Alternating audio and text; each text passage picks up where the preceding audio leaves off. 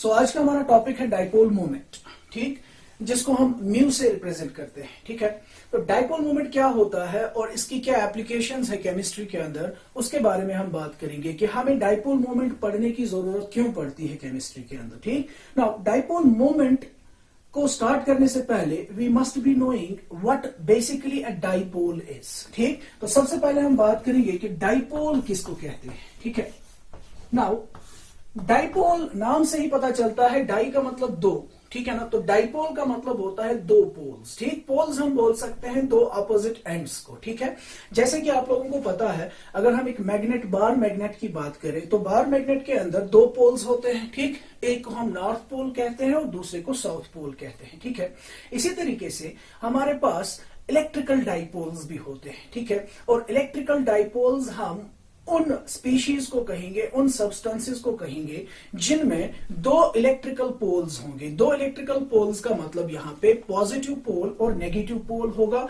Which will be separated by some distance. ठीक है ना, सो अगर मेरे पास ये एक सब्सटेंस है, इसका एक एंड पॉजिटिवली चार्ज्ड है और उतनी ही equal and opposite negative charge इस एंड के ऊपर है, and there is a separation of these two charges by some distance, उस चीज को हम डाइपोल का नाम देते हैं। ठीक है, सो डाइपोल सिंपली क्या है, two equal and opposite charges separated by some distance. ठीक है ना, बट यहां पे एक चीज का ख्याल रखना है, वो ये कि इन दो चार्जेस, अपोजिट चार्जेस का सेंटर ऑफ मास जो है वो कोइंसाइड नहीं करना चाहिए। ठीक है ना, centre of mass should not coincide. ठीक, मिसाल के तौर पर अगर हम हाइड्रोजन की बात करें, हाइड्रोजन एटम की बात करें, ठीक, तो आपको पता है हाइड्रोजन एटम जो है, उस हाइड्रोजन एटम के अंदर एक न्यूक्लियस होता है, ठीक, जिसमें एक प्रोटॉन प्रेजेंट होता है और उसकी शेल्स के अंदर एक इलेक्ट्रॉन होता है। ठीक है, नाउ यू नो इलेक्ट्रॉन की चार्ज क्या है, इलेक्ट्रॉन की charge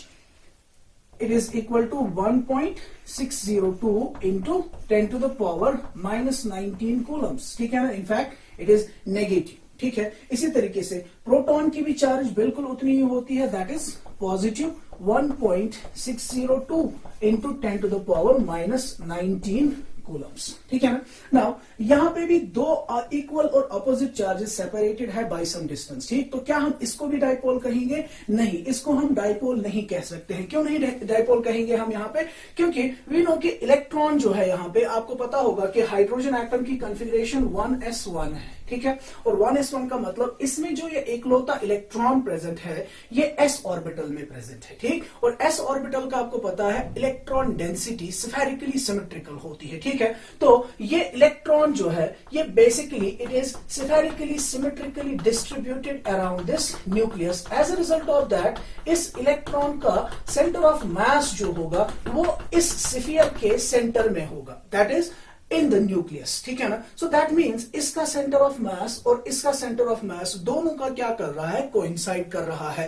as a result of that we will not be calling this hydrogen atom और this hydrogen atom as a dipole, और फॉर दैट सेक हम किसी भी एलिमेंट को जो नॉर्मल एलिमेंटल स्टेट में प्रेजेंट होगा उसको हम डाइपोल कंसिडर नहीं करते हैं, क्योंकि उनमें जो इलेक्ट्रॉन्स और उनके प्रोटॉन्स का जो सेंटर ऑफ मास होता है वो कोइंसाइड कर देता है। ठीक, on the other hand if I take the example of H2 molecule बात करें तो H2 मॉलिक्यूल के अंदर हमें पता है कि H2 मॉलिक्यूल कैसे बना है। H2 molecule is formed by sharing of two electrons between two hydrogen atoms. ठीक, सो ये बॉन्ड जो इनके दरमियान बना है, एक इलेक्ट्रॉन इस हाइड्रोजन ने दिया है, दूसरा इलेक्ट्रॉन इस हाइड्रोजन ने दिया है। तो वीबीटी में हमने H2 मॉलिक्यूल को अच्छे से डिटेल में स्टडी किया था और वहां पे हमने देखा कि ये इलेक्ट्रॉन पेयर जो शेयर्ड इलेक्ट्रॉन पेयर है, इसकी जो इलेक्ट्रॉन डेंसिटी है that is somewhere in between the nucleus. ठीक है, sorry, somewhere in between the nuclear of these to hydrogen atoms. ठीक है ना,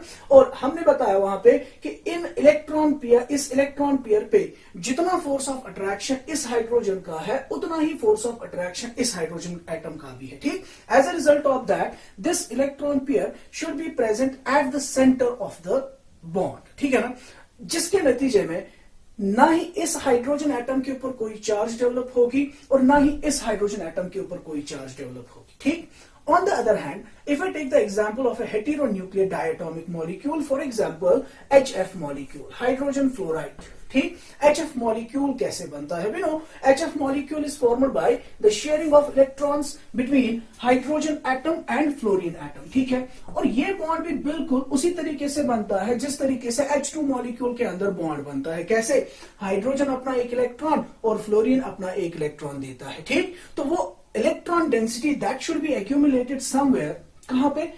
In between the nucleus of the two atoms, and we are expecting that कि चूंकि दोनों atoms ने equal contribution की है, उसकी वजह से क्या होना चाहिए? उसकी वजह से जो इलेक्ट्रॉन डेंसिटी होगी that should be exactly present at the centre. But what we know is, we already know that कि इन दोनों में से फ्लोरीन एटम जो है, it is a highly electronegative element. In fact, it is the most electronegative element in the periodic table, ठीक? और electronegative elements हम उनको कहते हैं जो इलेक्ट्रॉन पेयर्स को, बॉन्डेड इलेक्ट्रॉन पेयर्स को अपनी तरफ खींचने की सलाहियत, टेंडेंसी रखते हैं, ठीक है ना? As a result of that, due to the default electronegativity of this fluorine atom, the electron pair which we were expecting to be at the center of the bond will not be present at the center of the bond. However, it will be relatively drifted more towards the fluorine atom, ठीक है ना? As a result of that, उसकी वजह से क्या होगा?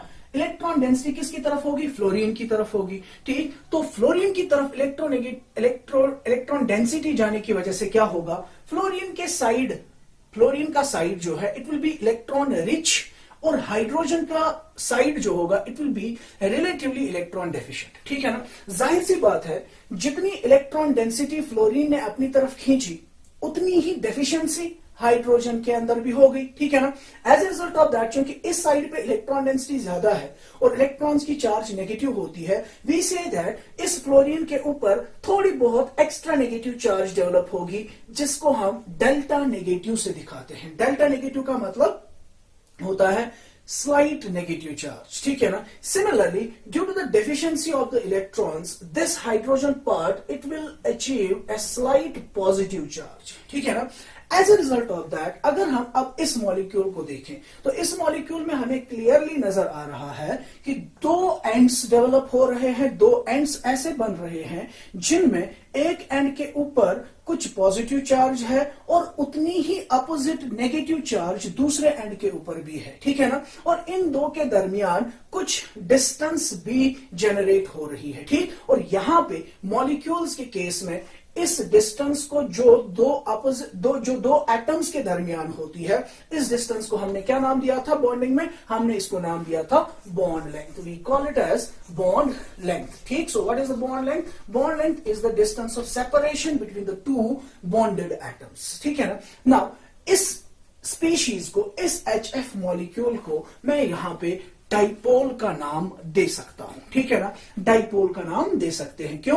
क्योंकि इस मॉलिक्यूल के अंदर, इस स्पीशीज के अंदर दो इक्वल और अपोजिट चार्जेस वाले एंड्स डेवलप हो रहे हैं which are being separated by some distance, जिसको हम बॉन्ड लेंथ का नाम देते हैं, ठीक है ना? नाउ डाइपोल मोमेंट क्या होता है, ठीक है ना? तो डाइपोल मोमेंट का मतलब होता है कि यह हमें एक मैथमेटिकल क्वांटिफिकेशन करेगा कि एक मॉलिक्यूल या एक स्पीशीज के अंदर कितना डाइपोल प्रेजेंट है, ठीक है ना? So it will be the quantification of the dipole present in a dipole, quantification of the dipole present in A substance, ठीक है ना? क्लियर? ठीक। अब उस डाइपोल मोमेंट को हम कैसे मेजर करते हैं, ठीक है? तो डाइपोल मोमेंट को हम मेजर करते हैं by a term that is called as, इसको हम डिनोट करते हैं by a term, by a letter mu, ठीक है ना? And mu has been found to be equal to, इस म्यू को अगर क्वांटिफाई करना है, mu has been found to be equal to the product of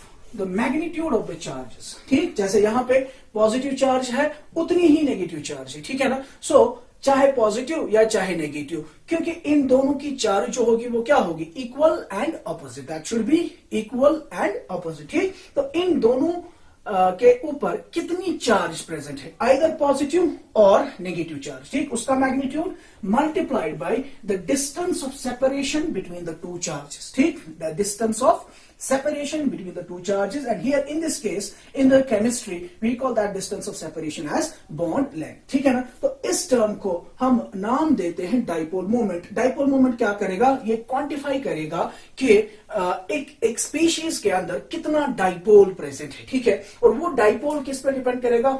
charges के ऊपर, उनके दरमियान सेपरेशन ऑफ चार्ज कितनी हुई है, और उन दो चार्जेड बॉडीज, उन दो चार्जेड एंड्स के दरमियान डिस्टेंस ऑफ सेपरेशन कितना है. ठीक, so if you want to define dipole moment we can simply say that dipole moment is the product of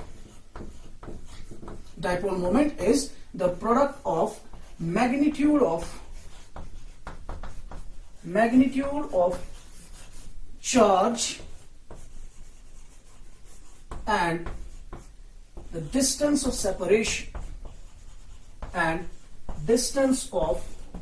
separation between the two equal and opposite charges, between the two equal and opposite charges in a dipole. Okay, so dipole moment is the product of the magnitude of the charge and the distance of separation between the two equal and opposite charges in a dipole. ठीक, इसको हम dipole moment का नाम देते हैं. ठीक है, और डाइपोल मोमेंट इसका यूनिट क्या है? ठीक, next thing, unit of dipole moment. ठीक है, सो यूनिट डाइपोल मोमेंट का यूनिट जो है that is D by. The unit of dipole moment is D by. ठीक, and you'll remember that 1 d by is equal to 3.3 into 10 to the power minus 30 charge का coulomb और distance का ऐसा unit metre, coulomb metre. ठीक, coulomb metre. ठीक है, in terms of CGS system 1 d by is equal to 10 to the power minus 18 electrostatic unit centimeter. What is electrostatic unit? Electrostatic unit is the CGS unit of charge. ठीक है, 10 to the power minus 18 electrostatic unit centimeter. ठीक है, जैसे आप लोगों को याद होगा ये कन्वर्जन कि charge on an electron, electron की चार्ज कितनी होती है? इलेक्ट्रॉन की चार्ज होती है 1.602 into 10 to the power minus 19 coulombs. ठीक है ना, तो ऐसा यूनिट्स में इतना, ठीक, माइनस इतना, और अगर आप इसको इलेक्ट्रोस्टैटिक यूनिट्स में लेंगे that is equal to 4.8 into 10 to the power minus 10 electrostatic units. So electrostatic unit is a CGS unit of charge. ठीक, तो दो चीजें होगी, तीन चीजें होगी. डाइपोल किसको कहते हैं? डाइपोल मोमेंट का मतलब क्या है? डाइपोल मोमेंट का यूनिट क्या है? ठीक है, एक और इंपॉर्टेंट चीज यहां पे वो ये कि इस म्यू के ऊपर मैंने वेक्टर साइन दिखाया है दैट रिप्रेजेंट्स के डाइपोल मोमेंट जो है, डाइपोल मोमेंट एक वेक्टर क्वांटिटी होता है. ठीक है, और वेक्टर क्वांटिटी कहते हैं हम उस क्वांटिटी को जो डिपेंड करता है both on the magnitude as well as on the direction. ठीक, और यहां पे एक इंपॉर्टेंट चीज हमें याद रखनी है वो ये कि what is the direction of the dipole moment. ठीक, तो हम याद रखेंगे डाइपोल मोमेंट की डायरेक्शन केमिस्ट्री में हम लेते हैं from positive and towards negative and. ठीक, पॉजिटिव एंड से लेके नेगेटिव एंड की तरफ. ठीक है, लेकिन फिजिक्स में बाय कन्वेंशन इसका ऑपोजिट लिया जाता है. तो फिजिक्स में हम direction of the dipole moment लेते हैं फ्रॉम नेगेटिव टू पॉजिटिव, लेकिन केमिस्ट्री में हम कन्वेंशन यूज करेंगे from positive to negative and will be using it like this. इस तरीके से हम रिप्रेजेंट करेंगे इसको. ठीक, so from positive to negative. Clear? ठीक है ना. नाउ एक इंपॉर्टेंट चीज यहां पे वो ये कि एक मॉलिक्यूल के अंदर डाइपोल मोमेंट कब जनरेट होगा. ठीक, तो पहले हमने एग्जांपल दिया था जिसमें हमने दो एग्जांपल्स लिए थे, एक था होमोन्यूक्लियर डायटोमिक मॉलिक्यूल और दूसरा था heteronuclear diatomic molecule, H2 homonuclear diatomic molecule. तो उसमें हमने देखा था H2 के अंदर हमने देखा था कि जो बॉन्ड है वो बना है दो सेम तरह के एटम्स से, दोनों की इलेक्ट्रोनेगेटिविटी सेम है, इलेक्ट्रोनेगेटिविटी डिफरेंस 0 के बराबर है, ठीक है। तो जिस किसी मॉलिक्यूल में delta En means electronegativity difference 0 के बराबर होगा, 0 के बराबर होगा, उसके अंदर म्यू का वैल्यू भी क्या होगा, 0 होगा, ठीक। म्यू का वैल्यू 0 होने का मतलब वो मॉलिक्यूल जो है उसमें कोई डाइपोल क्रिएट नहीं होगा, ठीक। और जिस किसी मॉलिक्यूल में डाइपोल मोमेंट 0 होगा, याद रखिएगा, ऐसे मॉलिक्यूल को हम नॉन पोलर मॉलिक्यूल कहते हैं, ठीक। तो केमिस्ट्री में डाइपोल मोमेंट हमें बताएगा कि कौन सा सबस्टेंस, कौन सा मॉलिक्यूल पोलर है और कौन सा मॉलिक्यूल नॉन पोलर है, ठीक। तो नॉन पोलर हम उन स्पीशीज को कहेंगे, उन सब्सटेंसेस को कहेंगे जिनका डाइपोल मोमेंट का वैल्यू 0 होगा, जिनका म्यू का वैल्यू क्या होगा, 0 होगा। So if mu is equal to 0 the molecule is said to be non polar. और मॉलिक्यूल नॉन पोलर कब होगा, डायटोमिक मॉलिक्यूल नॉन पोलर कब होगा, मैं टर्म यूज कर रहा हूं diatomic molecule. Diatomic molecule non polar कब होगा, जब इलेक्ट्रोनेगेटिविटी डिफरेंस 0 के बराबर होगी, क्लियर, या उनके दरमियान उतनी इलेक्ट्रोनेगेटिविटी डिफरेंस नहीं होगी, ठीक है ना, बहुत ही कम इलेक्ट्रोनेगेटिविटी डिफरेंस होगी, ठीक।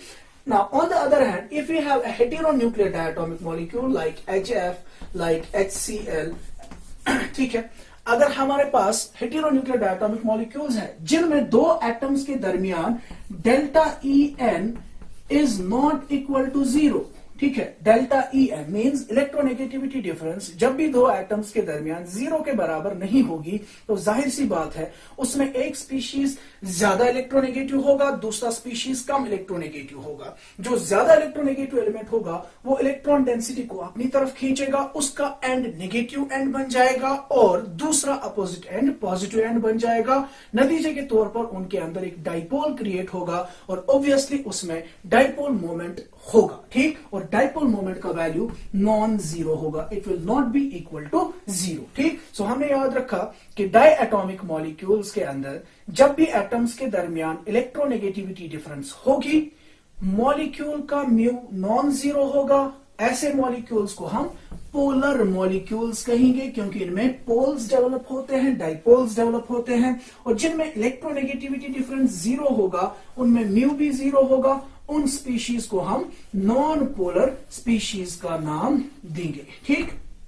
बट अब अगर हमारे पास एक ऐसा मॉलिक्यूल है which is a polyatomic molecule, ठीक। पॉलीएटॉमिक मॉलिक्यूल जब भी होगा तो उस मॉलिक्यूल के अंदर एक से ज्यादा बॉन्ड्स होंगे, ठीक है ना, उस मॉलिक्यूल के अंदर एक से ज्यादा बॉन्ड्स होंगे, ठीक। सो दूसरा केस हमारा ये है, अगर मॉलिक्यूल के अंदर एक से ज्यादा बॉन्ड पेयर्स है और साथ में बॉन्ड, सिर्फ बॉन्ड पेयर्स ही है या बॉन्ड पेयर्स के साथ साथ लोन पेयर्स ऑफ इलेक्ट्रॉन्स भी प्रेजेंट है, मतलब जब भी कोई पॉलीएटॉमिक मॉलिक्यूल होगा उस पॉलीएटॉमिक मॉलिक्यूल में दो चीजें हो सकती हैं, या तो सिर्फ बॉन्ड पेयर ऑफ इलेक्ट्रॉन्स होंगे या बॉन्ड पेयर के साथ साथ लोन पेयर ऑफ इलेक्ट्रॉन्स भी मौजूद होंगे, ठीक है।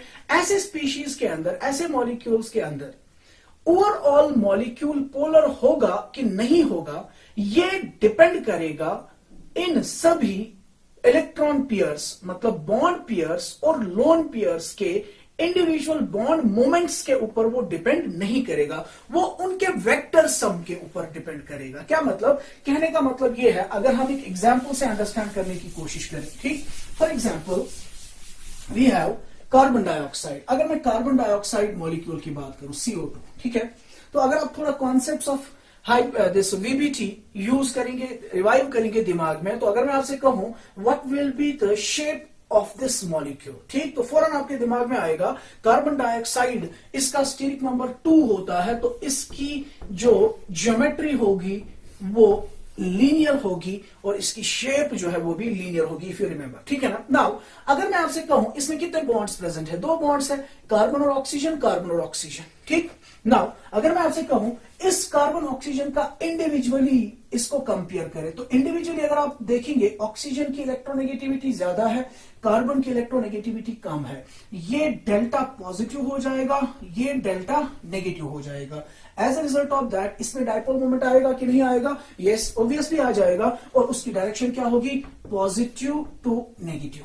फाइन, ठीक है। Similarly what about this bond, this carbon oxygen bond, ये वाला बॉन्ड जो है ये भी बिल्कुल क्या होगा? पोलर बॉन्ड होगा, क्योंकि ऑक्सीजन मोर इलेक्ट्रोनेगेटिव है, delta negative, this is less electronegative, delta positive. The direction of the dipole moment will be like this, ठीक ना। अगर मैं आपसे कहूं क्या ये मॉलिक्यूल हमारा कार्बन डाइऑक्साइड मॉलिक्यूल पोलर होगा कि नॉन पोलर होगा, क्या इसका म्यू जीरो होगा कि नॉन जीरो होगा, ठीक है ना। तो अगर आप इंडिविजुअली सोचते हैं यूल से कि इसमें दो पोलर बॉन्ड्स प्रेजेंट है, तो दो पोलर बॉन्ड्स होने की वजह से ये क्या होना चाहिए? पोलर होना चाहिए। बट यहां पे हम याद रखेंगे कि net dipole moment polyatomic molecules के अंदर डिसाइड होता है इंडिविजुअल बॉन्ड मोमेंट्स के बेसिस पे नहीं, बल्कि उनके वेक्टर सम के ऊपर, ठीक है ना। क्योंकि हमने ऑलरेडी बताया हुआ है कि dipole moment is a vector quantity और ये डिपेंड करेगा डायरेक्शन के ऊपर भी, ठीक। Now if you look at this molecule, you know that this molecule is linear. इसमें ये बॉन्ड और ये बॉन्ड 180 डिग्री एंगल पे होंगे। इस डायपोल मोमेंट वेक्टर की डायरेक्शन यहां, इस डायपोल मोमेंट वेक्टर की डायरेक्शन यहां, ठीक। तो इनके दरमियान डायरेक्शंस क्या है? Opposite. And you know when there is 180 degree angle between the two vectors they cancel each other, ठीक है ना। तो जब इन्होंने कैंसल किया एक दूसरे को, इस मॉलिक्यूल का नेट डायपोल मोमेंट जो होगा, नेट म्यू जो होगा, that will be equal to zero. हालांकि इसके अंदर क्या चीज प्रेजेंट है?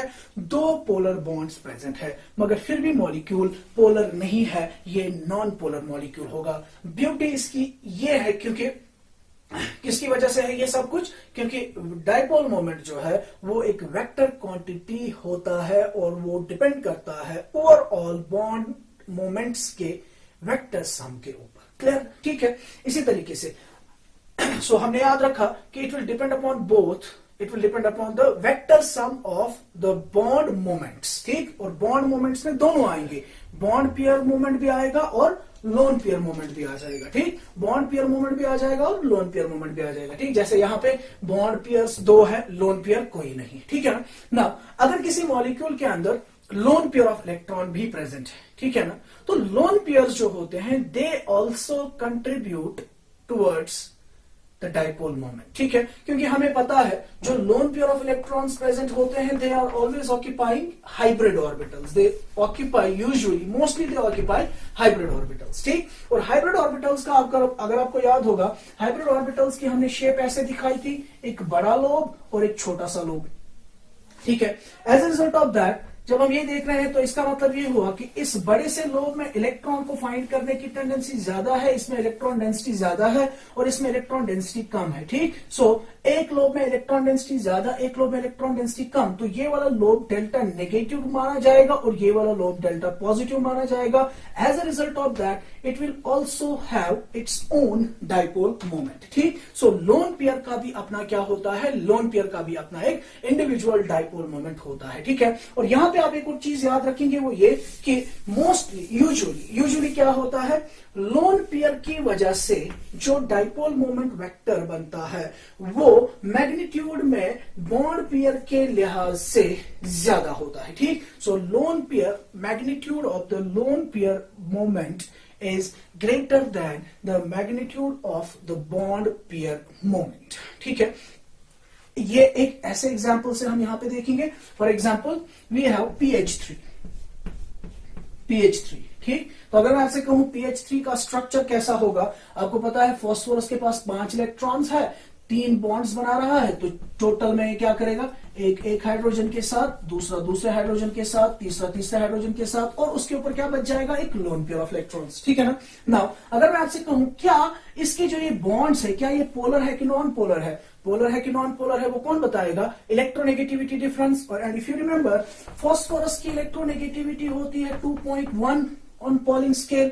हाइड्रोजन की इलेक्ट्रोनेगेटिविटी भी 2.1 होती है। Delta electronegativity, difference in electronegativity क्या है? 0। दैट मींस ये बॉन्ड भी नॉन पोलर, ये बॉन्ड भी नॉन पोलर, ये बॉन्ड भी नॉन पोलर। ठीक।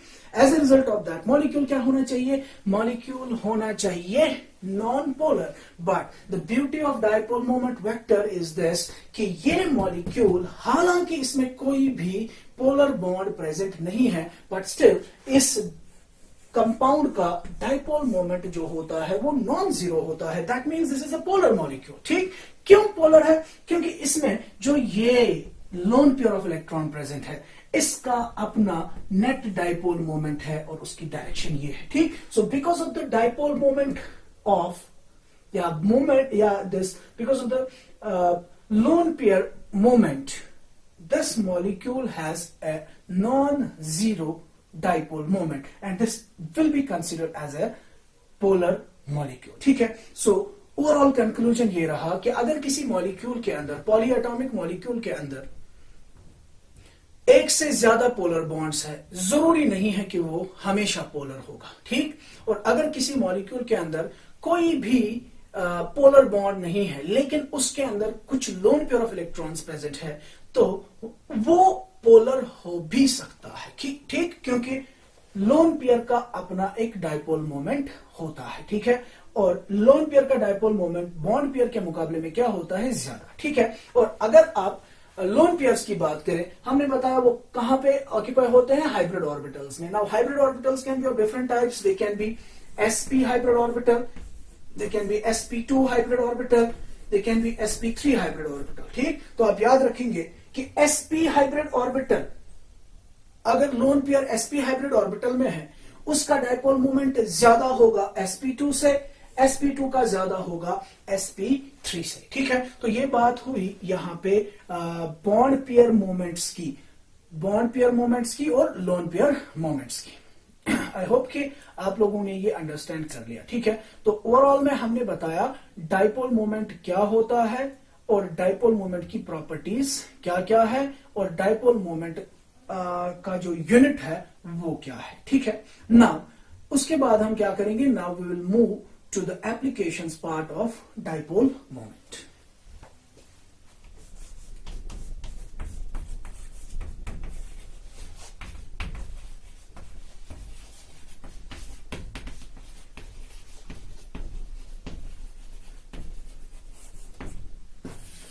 तो अब हम बात करेंगे एप्लीकेशंस ऑफ डायपोल मोमेंट के बारे में, जो कि हमारे कॉम्पिटिटिव एग्जाम्स के लिए काफी ज्यादा इंपॉर्टेंट है। ठीक है। सबसे पहली बात, सबसे पहली एप्लीकेशन जो हम याद रखने की कोशिश करेंगे वो ये है कि अगर हमारे पास कोई भी ऐसा पॉलीएटॉमिक मॉलिक्यूल है जो कि सिमेट्रिकल है, ठीक है, जिसकी एक रेगुलर ज्योमेट्री है। ठीक। सो जितने भी सिमेट्रिकल मॉलिक्यूल्स है, सिमेट्रिकल मॉलिक्यूल्स, ठीक। तो सिमेट्रिकल मॉलिक्यूल्स हम किनको कहेंगे? ऐसे मॉलिक्यूल्स को जिनकी एक प्रॉपर एक शेप होगी, एक प्रॉपर एक रेगुलर ज्योमेट्री होगी। ठीक है ना। उन सभी सिमेट्रिकल मॉलिक्यूल्स का म्यू जो होता है वो हमेशा 0 के बराबर होता है। दैट मींस किसी भी मॉलिक्यूल के अंदर अगर सिमेट्रिकल अरेंजमेंट है तो वहां पे चाहे उसके पास एक से ज्यादा पोलर बॉन्ड्स ही क्यों ना हो, वो एक दूसरे को कैंसिल कर देते हैं और उनकी कैंसिलेशन की वजह से क्या होता है? नेट डायपोल मोमेंट उस मॉलिक्यूल का 0 बन जाता है और वो मॉलिक्यूल्स नॉन पोलर मॉलिक्यूल्स कहलाते हैं। ठीक। मिसाल के तौर पर आपको याद होगा कि हमने रेगुलर ज्योमेट्रीज में बताया था क्या क्या ज्योमेट्री होती है। For example, if you have a geometry of the type AB2 means linear. ठीक। इसी तरीके से अगर AB3 टाइप ऑफ मॉलिक्यूल है जिसमें सिर्फ bond pair of electrons he present है, लोन पेयर इलेक्ट्रॉन्स कोई भी नहीं होंगे। AB3 जिसकी ज्योमेट्री क्या होती है? शाबाश, ट्राइगोनल प्लेनर। ठीक। और AB4 tetrahedral, AB5 trigonal bipyramidal, AB6 octahedral, AB7 pentagonal bipyramidal. ठीक। तो जिस किसी मॉलिक्यूल में सिर्फ bond pairs of electrons present है, सिमिलर तरह के एटम्स, एक तरह के एटम्स प्रेजेंट है जिसकी ज्योमेट्री रेगुलर होगी, वो मॉलिक्यूल सारे नॉन पोलर होंगे, उन सभी मॉलिक्यूल्स का म्यू 0 होगा। ऐसा क्यों? ऐसा इसलिए क्योंकि उनके अंदर जो dipole moment, individual bond moments होंगे वो एक दूसरे को ओवरऑल कैंसिल करेंगे, resulting in the net dipole moment equal to 0। मिसाल के तौर पर अगर हम Ab2 मॉलिक्यूल की एग्जांपल दें, फॉर एग्जांपल वे BeCl2, या अभी हमने कार्बन डाइऑक्साइड का मॉलिक्यूल का एग्जांपल दिया था BeCl2, BeCl2 की शेप कैसे होगी? लीनियर शेप होगी, it will be like this. तो Be और Cl में Cl इलेक्ट्रोनेगेटिव है, ये डेल्टा नेगेटिव, ये डेल्टा पॉजिटिव, ये डेल्टा नेगेटिव। सो यहाँ पे डाइपोल मोमेंट का वेक्टर इस डायरेक्शन में होगा, यहाँ पे डाइपोल मोमेंट का वेक्टर इस डायरेक्शन में होगा, दोनों इक्वल और ऑपोजिट वेक्टर्स है, नेट मोमेंट कैंसिल हो जाएगा। ठीक। Ab3 फॉर एग्जाम्पल, यह BF3 molecule, BF3 is trigonal planar, ऐसे एक, दूसरा ऐसे, तीसरा ऐसे। Fluorine is electronegative, this portion will be delta negative, delta negative, delta negative. ठीक। इसका डाइपोल मोमेंट वेक्टर इधर होगा, इसका डाइपोल मोमेंट वेक्टर इधर होगा, इसका डाइपोल मोमेंट वेक्टर इधर होगा। ठीक है। तो इन दो डाइपोल्स का वेक्टर सम आप लोगों ने पढ़ा होगा, वेक्टर्स में आपने पढ़ा होगा कि इन दोनों का जो वेक्टर सम होगा वो that will be somewhere here, this will be the magnitude of the dipole moment of these two which is totally opposite to this. ये इसको कैंसिल करेगा, ओवरऑल तीनों बॉन्ड्स एक दूसरे को कैंसिल कर देंगे डाइपोल मोमेंट को, mu will be equal to 0। Similarly if you have a tetrahedral molecule like CCl4, ठीक, तो CCl4 में क्या होगा?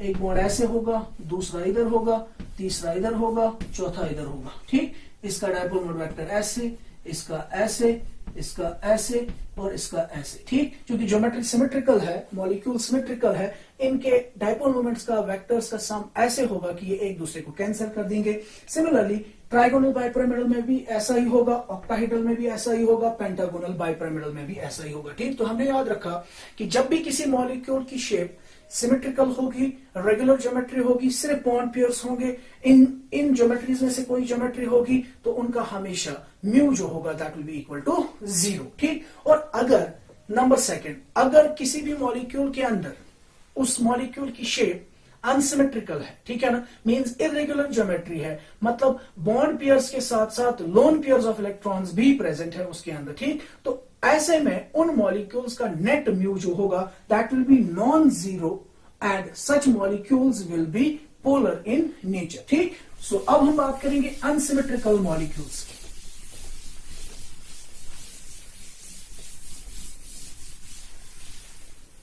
Number second, unsymmetrical molecules. ठीक। अनसिमेट्रिकल मॉलिक्यूल जिनमें bond pairs plus lone pairs of electrons होंगे। ठीक। Bond pairs plus lone pair of electrons होंगे। ठीक है ना। मिसाल के तौर पर पहला अगर हम देखें AB2L, AB2L, ठीक है, AB2L मतलब ऐसे A, B, B and L lone pair. ठीक। क्लियर ना।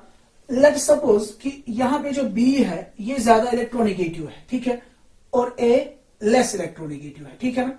अगर B ज्यादा इलेक्ट्रोनेगेटिव एलिमेंट है, if B is more electronegative, the direction of the dipole moment will be like this and this। ठीक। और इसका dipole moment का वेक्टर क्या होगा? ऐसे होगा।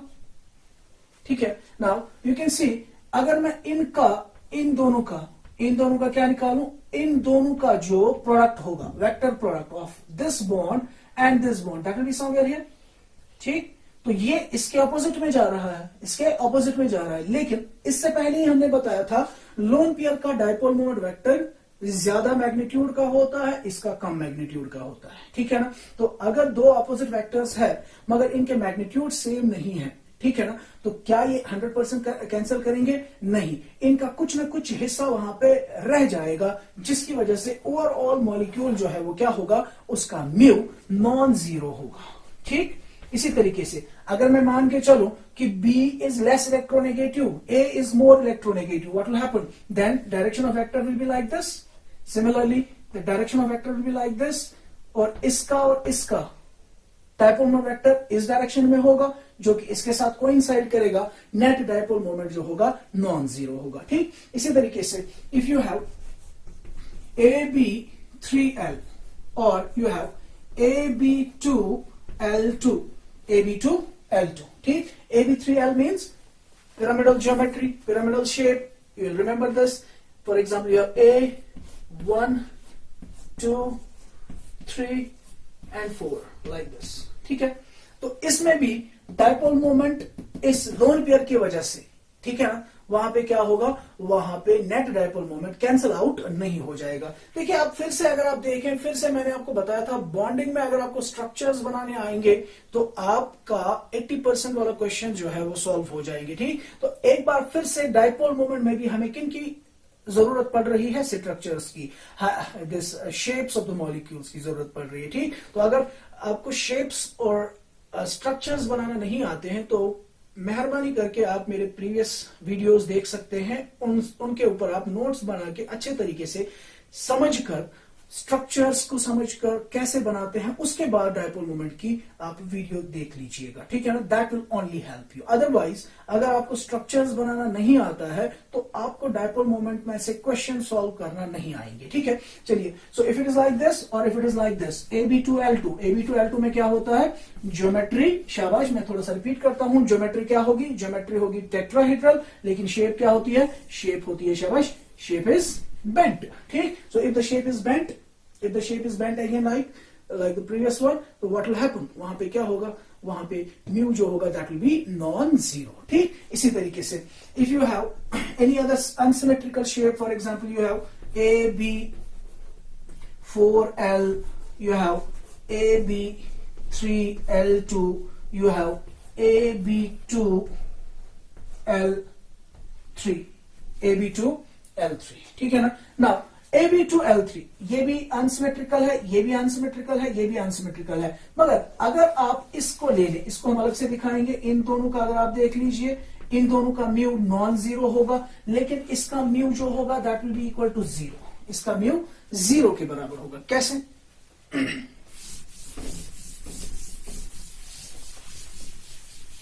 हम AB2L3 की बात कर रहे हैं, AB2L3, what is the steric number overall? 2 plus 3 is 5, और जब भी 5 steric number होता है तो इस तरह की ज्योमेट्री होती है, you have A, B, B, B, B and B, this is AB5.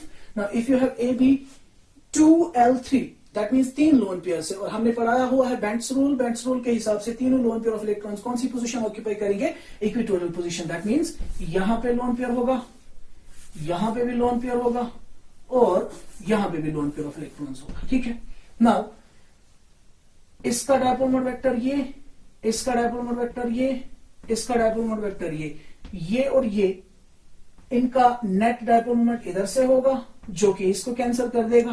Fine, now if you have this type of molecule, ठीक, अगर मैं एक्सपेक्ट करूं कि B is more electronegative, so this will B delta negative, this will B delta positive, dipole moment का vector ये और dipole moment का vector ये, जरा देख लीजिए, ये बिल्कुल एक दूसरे के अपोजिट है और अपोजिट होने की वजह से ये एक दूसरे को क्या कर देंगे, कैंसिल आउट कर देंगे। ठीक, इसी तरीके से अगर मैं मान के चलूं A ज्यादा इलेक्ट्रोनेगेटिव है तो ऐसे डायपोल मोमेंट होगा, सिमिलरली यहां पे ऐसे डायपोल मोमेंट होगा, फिर भी ये एक दूसरे के अपोजिट है, एक दूसरे को कैंसिल करेंगे। So you remember that if you have a linear shape, जैसे कि हमने इससे पहले भी कहा था, लीनियर शेप, तो लीनियर शेप वाले केस में क्या होगा, डायपोल मोमेंट कैंसिल आउट हो जाएंगे और मॉलिक्यूल हमारा पोलर नहीं होगा, नॉन पोलर होगा। ठीक, इसी तरीके से नेक्स्ट स्टेप नंबर 6 वाला केस हम लेते हैं, you have AB5L, it will B mu non zero,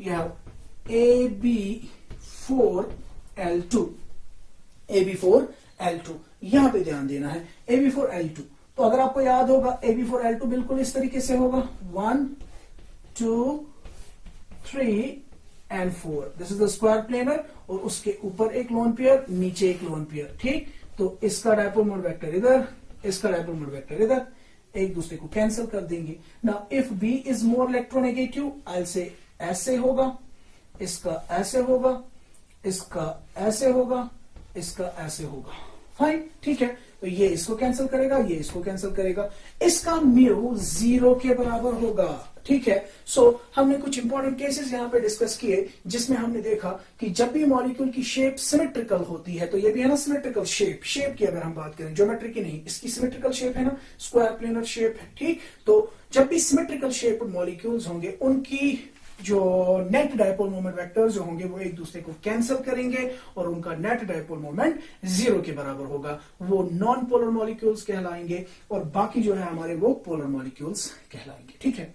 तो इसी तरीके से अगर इसके रिलेटेड आपके सामने कोई क्वेश्चन किया जाए, कोई क्वेश्चन पूछा जाए, you will be able to answer it just by looking at the molecule. उसको स्ट्रक्चर दिमाग में लाना है और आप बता सकते हैं कि क्या ये मॉलिक्यूल पोलर होगा कि नॉन पोलर, ठीक है। मिसाल के तौर पर अगर मैं कहूं इनमें से बताइए कौन सा मॉलिक्यूल नॉन पोलर है, किस मॉलिक्यूल के लिए म्यू का वैल्यू नॉन जीरो है, ठीक है। So option number 1 is CH4, option number 2 is SO2, option number 3 is SO3 and option number 4 is PCl5,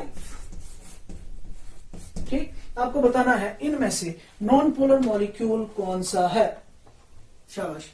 simply what you will do, you draw the structures. आप इनके structures जहन में लाएंगे, जल्दी जल्दी से बताइए। CH4 की अगर हम बात करें, टेट्राहेड्रल, ठीक, टेट्राहेड्रल है, सिमेट्रिकल है, और पहली बात यह कि कार्बन और हाइड्रोजन का बॉन्ड नॉन पोलर माना जाता है, तो इसका म्यू 0। सल्फर डाइऑक्साइड का याद करें, सल्फर के पास 6 इलेक्ट्रॉन्स, ठीक, 2 ऑक्सीजन के साथ 2 बॉन्ड्स बनाएगा, एक इधर दूसरा इधर। कितने यूज हुए, 1 2 3 4, बचे कितने, 2, वो होंगे लोन पेयर। स्टेट नंबर क्या हुआ, 1 2 3, that means it's a molecule of the type AB2L. So if it is a molecule of the type AB2L, what is the shape? The shape is bent.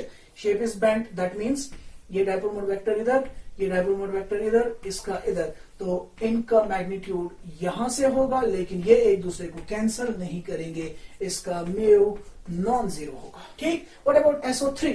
SO3 का structure याद है आपको? SO3 का structure कैसा होता है, इसकी shape क्या होती है, प्लेनर होती है। एक डबल बॉन्ड इधर, दूसरा डबल बॉन्ड इधर, तीसरा डबल बॉन्ड इधर, ये ऐसे और ये ऐसे, इनका वेक्टर सम यहां से होगा जो कि एक दूसरे को कैंसिल करेगा। सिमेट्रिकल मॉलिक्यूल है, म्यू का वैल्यू 0। PCl5 पता ही है, ट्राइगोनल बाइपिरामिडल, फास्फोरस इधर, क्लोरीन एक दूसरे को कैंसिल करेंगे, ये क्लोरीन इसके बॉन्ड मोमेंट को कैंसिल कर देगा। Symmetrical molecule, unsymmetrical molecule. So इसका जो डायपोल मोमेंट वेक्टर होगा that will be equal to non zero, ठीक। It will be a non polar, sorry, it will be a polar molecule and rest of the 3 will be non polar molecules, ठीक। Now उसके बाद जो next important application है dipole moment की, that is in determination of shapes and hybridization. Determination of shape and hybridisation. हम molecules की shape और molecules की हाइब्रिडाइजेशन को भी पता कर सकते हैं bye knowing what? By knowing the value of mu, ठीक। मिसाल के तौर पर आपके सामने एक मॉलिक्यूल दिया गया AB2 मॉलिक्यूल, ठीक। You have been given the information that there is a molecule AB2 whose mu is equal to 0. Whose mu is equal to 0. What we have to do? We have to predict the possible shape and hybridization। AB2 molecule है जिसका mu का value 0 है और हमें इसकी possible shape और possible hybridisation को predict करना होगा। उसके रिलेटेड हमारे पास बहुत सारे ऑप्शंस दिए गए होंगे, ठीक। So what we will simply do is we will see AB2 molecule. AB2 का मतलब एक एटम A है सेंटर में और उसके पास 2 एटम्स है B, ठीक है ना। नाउ ये सेंटर में एटम A है और इसने कितने बॉन्ड्स बनाए हैं, 2 B के साथ बॉन्ड्स बनाए हैं, ठीक है। नाउ अब लेकिन यहां पे जो इंफॉर्मेशन दी गई है that is mu is equal to 0, ठीक है। तो म्यू इज इक्वल टू 0 का मतलब ये होगा कि इनके जो ये दो बॉन्ड्स होंगे ये एक दूसरे के साथ ऐसे अटैच्ड होंगे, इस तरीके से स्पेस में होंगे कि इनके डायपोल मोमेंट्स के वेक्टर्स एक दूसरे को क्या कर रहे होंगे, कैंसिल, ठीक है। तो फौरन से मेरे दिमाग में क्या आएगा, सेंट्रल एटम ए है और दो बॉन्ड्स है इसके साथ, ठीक, जो कि एक दूसरे को कैंसिल कर रहे हैं, ठीक है ना। तो एक ही ऑप्शन बचता है, वो ये कि उसमें एक बॉन्ड इस डायरेक्शन में होगा, दूसरा बॉन्ड इस डायरेक्शन में होना चाहिए, ठीक है, तभी तो पॉसिबल है। अगर आपने बोला कि नहीं बेंट शेप है होगी इसकी, ऐसे बेंट शेप, तो अगर बेंट शेप है, बेंट शेप कब होगी, बेंट शेप कभी भी AB2 में नहीं होगी, तो यहां पे क्या होना चाहिए, एक लोन पेयर होना चाहिए कम से कम, तब जाके बेंट शेप होती है। If you remember the shapes of the molecules, bent shape कब आती है, AB2L पे या AB3L2, सॉरी AB2L2, AB2L2,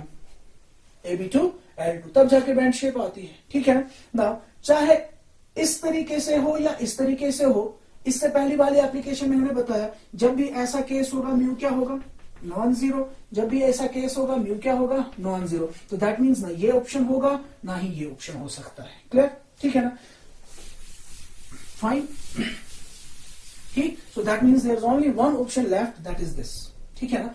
ये लीनियर मॉलिक्यूल होगा, लीनियर मॉलिक्यूल होगा, और लीनियर मॉलिक्यूल होगा तो ये बी जो है मैं कंसिडर कर सकता हूं it can be more electronegative, so इसका डायपोल मोमेंट ऐसे और इसका डायपोल मोमेंट ऐसे होगा, they will cancel each other, mu will be equal to 0, molecule AB2 है, ठीक है ना। So what is the possible shape, the possible shape of the molecule is linear. कैसे किया हमने ये पता किया on the basis of mu, क्योंकि और कोई वहां पे दूसरी कंडीशन हो ही नहीं सकती, ठीक है ना। क्यों नहीं हो सकती, क्योंकि अगर कोई दूसरी कंडीशन में हमने AB2 को अरेंज किया, बेंट शेप में अरेंज किया, तो वहां पे क्या होगा, वहां पे म्यू नॉन जीरो होना चाहिए, बट क्वेश्चन बोल रहा है mu is equal to 0, that means only one option is left, that is molecule should be linear, ठीक है। Now next one, number second, hybridization क्या होगी, हाइब्रिडाइजेशन क्या होगी। अब यहां पे ख्याल रखना है, शेप तो लीनियर है, ठीक है ना। अब शेप लीनियर कब हो सकती है वो इंपॉर्टेंट है, ठीक है ना। शेप लीनियर कब हो सकती है, जब ये मॉलिक्यूल होगा AB2 होगा, दैट मींस जिसका स्टीरिक नंबर क्या होगा, स्टीरिक नंबर 2 होगा, ठीक, स्टीरिक नंबर 2 होगा, स्टीरिक नंबर 2 होगा, ठीक है ना। और दूसरा एक ऑप्शन ये भी है ना, इफ यू रिमेंबर AB2L3, इससे पहले वाले केस में हमने देखा AB2L3, ये भी तो ऑप्शन है ना। इस वक्त भी मॉलिक्यूल की शेप क्या होगी, लीनियर होगी, क्योंकि दो बॉन्ड पेयर्स होंगे जो कि लीनियरली अरेंज्ड होंगे और 3 लोन पेयर्स होंगे, ठीक ना। यहां पे स्टीरिक नंबर क्या है, the steric number is 3 + 2 5। Now ऐसा होने की दो कंडीशंस हो सकती है, either the molecule will have a linear shape because of this steric number AB2 और because of this steric number AB2L3। जरा थोड़ा रिकैप करें कि अगर हमारे पास मतलब अगर हमारे पास स्टीरिक नंबर 2 है, simplest case it can B AB2 only, if you have stearic number 3 it can B AB3, it can B AB2L, but if it is AB2L mu should be non-zero. Question says mu is equal to 0. We can have AB4, we can have AB3L, we can have AB2L2. If it is AB2L2 then mu should be non-zero, but question says mu is equal to 0. इसी तरीके से AB5, AB4L, AB3L2, AB2L3. So that means this possibility can arise as well, that the molecule will have a linear shape but it will have a steric number of 5. ठीक है ना, clear? Now if it has a steric number 2 then we know hybridization can be, the possible hybridization can be sp, and if it has a steric number 5 the possible hybridization can be sp3d2. ठीक है, so overall इस question का answer आएगा इसकी shape linear ही है, ठीक है, but इसकी हाइब्रिडाइजेशन या तो sp होगी या फिर sp3d2 हो सकती है, फाइन, ठीक है। सो हमारा नेक्स्ट क्वेश्चन हो सकता है कि हमारे पास एक मॉलिक्यूल दिया गया है ऑफ द टाइप AB2 और इट कैन बी AX2, ठीक, कुछ भी हो सकता है, AB2 फॉर एग्जाम्पल, और कंडीशन दी गई है म्यू इसका नॉन जीरो है, ठीक। What we have to do, we have to again predict the shape, the possible shape of the molecule and we have to predict the possible hybridization of the molecule, ठीक है। तो हमें ऐसे questions को solve करने के लिए अब सिंपली करना क्या है, हमें देखना है कि ये AB2 टाइप ऑफ कॉन्फ़िगरेशन या AB2 टाइप ऑफ अरेंजमेंट किस किस कंडीशन में पॉसिबल हो सकता है। इसके लिए हमें गाइड करेगा वेस्पर थ्योरी, ठीक है। तो वेस्पर थ्योरी में हमने बताया था ये इस तरह का अरेंजमेंट कि सेंट्रल एटम ने 2 बॉन्ड्स बनाए हैं, ठीक। ये कब कब पॉसिबल हो सकता है। पहली कंडीशन ये है कि जब सिंपल AB2 हो, स्टीरिक नंबर 2 में सिंपल वाला केस AB2, तो इसका अरेंजमेंट कैसा होगा, A सेंटर में, B एक इधर, दूसरा B इधर होगा at an angle of 180 degree, ठीक। इसी तरीके से now if you move to the steric number 3 में क्या क्या केसेस है हमारे पास। Number 1 is AB3, number 2 is AB2L। That means एक और केस हमारे पास बन सकता है, दैट इज AB2L, ठीक। इसमें भी कितने बॉन्ड्स बना रहा है मॉलिक्यूल, सेंट्रल एटम 2 बॉन्ड्स बना रहा है, ठीक। तो इस तरीके का भी अरेंजमेंट पॉसिबल हो सकता है, ठीक है।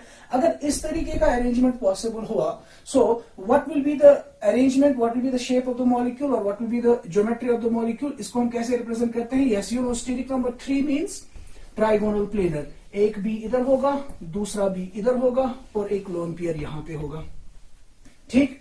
इसी तरीके से और कब पॉसिबल होगा AB2। Now let's move to the steric number 4। Steric number 4 में क्या क्या केस होता है हमारे पास, AB4, AB3L, AB2L2, ठीक। So that means again we can have another case जिसमें A ने 2 बॉन्ड्स बनाए हैं, बट यहां पे अब उसके साथ 2 लोन पेयर्स भी हो सकते हैं। अगर ये वाला फॉर्मूला है, सो what will be the arrangement will be obviously tetrahedral, ठीक है।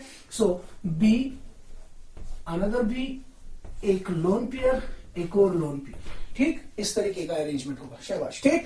इसी तरीके से कोई और पॉसिबिलिटी मत है, AB2L आ गया, AB2L2 आ गया, then we'll move to the steric number 5, ठीक है। स्टीरिक नंबर 5 में क्या क्या केस है, AB5, AB4L, AB3L2, AB2L3, ठीक। अगेन एक और केस हमारे पास आ रहा है, AB2L3, AB2L3। तो अगर AB2L3 वाला केस है, what will be the arrangement? Arrangement will be trigonal bipyramidal. So it will be like this. Central atom A.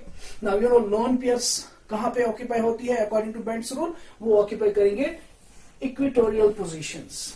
ये 3 इक्वेटोरियल्स ले लेंगे कौन, 3 लोन पेयर्स, एक बी हमारा यहां होगा, दूसरा भी यहां होगा, ठीक है ना। तो और कोई अरेंजमेंट हमारे पास पॉसिबल नहीं है, ठीक। सो पॉसिबल अरेंजमेंट्स ये 4 है AB2 टाइप ऑफ मॉलिक्यूल होने के लिए, ठीक है ना। अब उसके बाद we have been given another condition, mu is not equal to 0, ठीक है। तो अब हमें देखना है कि इन प्रोबेबल शेप्स में से किस शेप का म्यू नॉन जीरो हो सकता है, ठीक है। तो अगर हम पहली बात AB2 इस तरह की बात करें, स्टीरिक नंबर 2 की, वी नो कि if we consider B to be the more electronegative, it will be like this.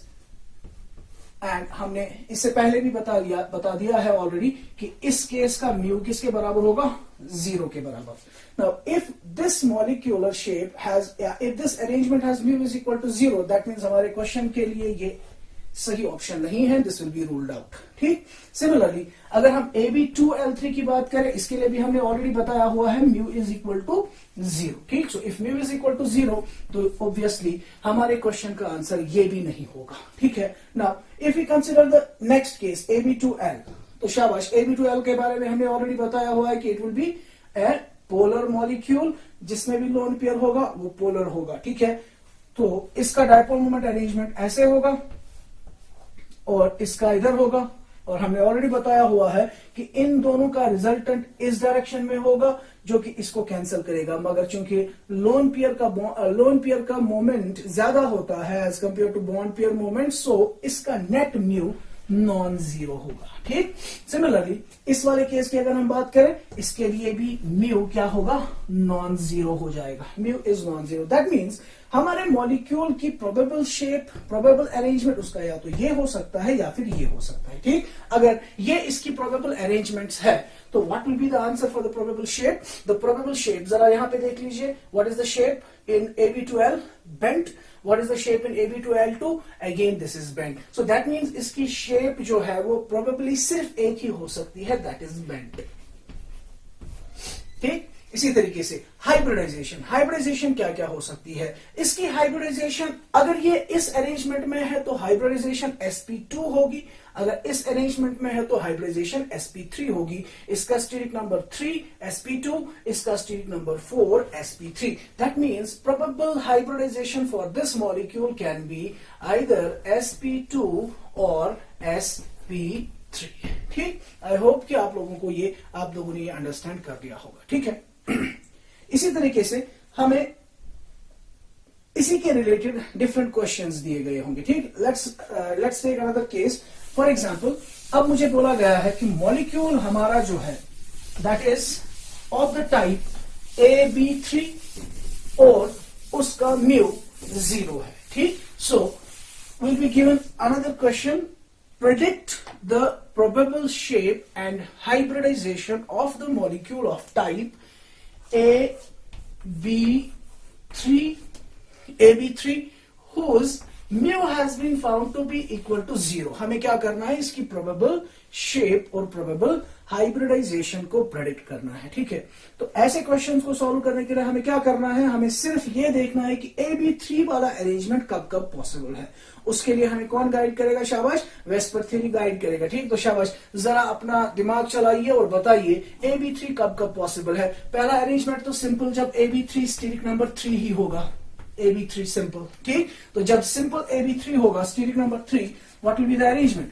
A center में और 3 B जो होंगे they be arranged in the form of a trigonal planar arrangement, ठीक है। उसके बाद AB3 कब हो सकता है? ये स्टेरिक नंबर 3 हुआ। Now let's move to the steric number 4। Steric number 4 में आपको पता होगा AB3L टाइप ऑफ अरेंजमेंट भी हो सकता है, ठीक है। तो अगर AB3L है, स्टेरिक नंबर 4 है, what will be the arrangement? 1 2 3, ये 3 बीज आ गए और लोन पेयर होगा यहां। इस शेप को हम क्या नाम देंगे? इस ज्योमेट्री को टेट्राहेड्रल कहेंगे, शेप को क्या कहेंगे? पिरामिडल, ठीक। इसी तरीके से we can have steric number 5। Steric number 5 में क्या हो सकता है? AB3L2, AB3L2। Now if it is AB3L2, do you remember what will be the arrangement? Trigonal bipyramidal arrangement होगा, लेकिन 2 लोन पेयर्स कहां पे होंगे?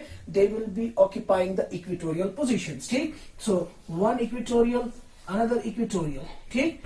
यहां पे एक बी, यहां पे एक बी और यहां पे एक बी होगा, ठीक है। तो ये 3 पॉसिबल अरेंजमेंट्स यहां पे अवेलेबल हो सकते हैं, ठीक है ना। लेकिन उसके बाद हमें देखना है mu is equal to 0। If mu is equal to 0, वो मुझे देखना है कि इनमें कहां कहां पे म्यू 0 के बराबर हो सकता है, ठीक है ना। तो शाबाश, हमने ऑलरेडी बताया हुआ है कि ये एक ज्योमेट्रिकल अरेंजमेंट, सिमेट्रिकल अरेंजमेंट है। इसका म्यू क्या होगा? शाबाश, 0। इसके लिए म्यू क्या होगा? नॉन जीरो होगा, ऑलरेडी डिस्कस किया हुआ है। What about this one? Again it contains loan pair of electrons, it does not have symmetrical arrangement. अगर आपको नहीं समझ आ रहा है तो मैं फिर से दिखा रहा हूं। If B is more electronegative, this is less electronegative. इसका डायपोल मोमेंट वेक्टर इधर होगा, इसका डायपोल मोमेंट वेक्टर इधर होगा, इसका डायपोल मोमेंट वेक्टर इधर होगा, इसका डायपोल मोमेंट वेक्टर इधर होगा, इसका डायपोल मोमेंट वेक्टर इधर होगा, ठीक है। तो आप क्लियरली देख सकते हैं ये और ये तो कैंसिल करेंगे, लेकिन इन दोनों का रिजल्टेंट इसको कैंसिल नहीं करेगा। इसका म्यू जो होगा that will be again non zero. पर चूंकि क्वेश्चन में बोला गया है AB3 with mu is equal to 0, that means ये 2 पॉसिबिलिटीज हमारे लिए अवेलेबल नहीं रहेंगी, ठीक है ना। Now when these two are ruled out, what is the only option left? That is this, ठीक। and if it is this option, can you tell me what is the probable shape of this molecule? The probable shape of the molecule is shabash trigonal planar, trigonal planar, only one probable shape, that is trigonal planar, ठीक। what about the hybridization? अब चूंकि एक ही arrangement है, एक ही arrangement है तो hybridization क्या होगी? Hybridization will be the only one, that is sp2. So such molecule will have a probable hybridization sp2 and a probable shape will be trigonal planar. ठीक, अब इसी क्वेश्चन को अगर पूछा गया होगा, predict the shape and hybridization of the molecule of the type AB3 with mu non-zero, with mu non-zero. अगर mu अब क्या है? non-zero है. अगर mu non-zero हुआ, what does that mean? That means again मेरे पास ये तीन अरेंजमेंट्स है, लेकिन इस अरेंजमेंट में mu का वैल्यू 0 है. अब इस वक्त ये रूल आउट हो जाएगा. ठीक है, तो बचे ये दो. अगर ये दो पॉसिबल है, so what is the possible shape? शाबाश. What will be the answer? The possible shape will be either इसको क्या नाम दिया था हमने? ट्राइगोनल पिरामिडल या सिंपली पिरामिडल. ठीक, या तो ये शेप हो सकती है या फिर ये शेप हो सकती है. What is this shape? Can you recognize? Yes, very good. This is a T shape. ये देख लीजिए, टी शेप. ठीक, इसको हम क्या नाम देते हैं? T shape. सो प्रोबेबल शेप क्या क्या हो सकती है? Probable shape can be either pyramidal or another probability is there, it can either have a T shape. इसकी शेप क्या हो सकती है? T shape हो सकती है या फिर पिरामिडल हो सकती है. ठीक, शाबाश. What will be the probable hybridization? Probable hybridization, इसकी hybridization हो सकती है, इसकी hybridization. What is its hybridization? State number 4, 1, 2, 3, 4 means sp3, या फिर क्या हो सकती है? इसकी hybridization state number 5, 1, 2, 3, 4, 5, that is sp3d2. sp3d2. Fine, ठीक है. इसी तरीके से आपको AB4 टाइप ऑफ मॉलिक्यूल दिया गया होगा, mu equal to 0, mu equal to non zero. AB5 mu equal to 0, mu equal to non zero. AB6, वो बाकी सारे एग्जांपल्स अब आप खुद कर सकते हैं. ठीक है. So this was the very very important application of dipole moment, that by knowing the dipole moment conditions we can predict the shape, we can predict the geometry, we can predict the hybridization of some molecules. ठीक है. Now let's move to some other applicative part of this dipole moment. अब हम कुछ examples लेंगे यहाँ पे, और उन examples के basis पे हम ये predict करेंगे कि इनमें कौन सा पोलर है, कौन सा नॉन पोलर है, या हम ये भी बोल सकते हैं कि हम ये भी देख सकते हैं कि इनमें से किसका डायपोल मोमेंट ज्यादा होगा, किसका कम होगा. ठीक, तो उस बेसिस पे भी क्वेश्चंस पूछे जाते हैं. You will be given molecules and you will be asked to arrange them in the increasing order of their dipole moments, in the decreasing order of their dipole moments, or you will be asked to find out which among the following is polar, which among the following is non-polar. ठीक है. Say, we'll start with derivatives of benzene. Derivatives of benzene.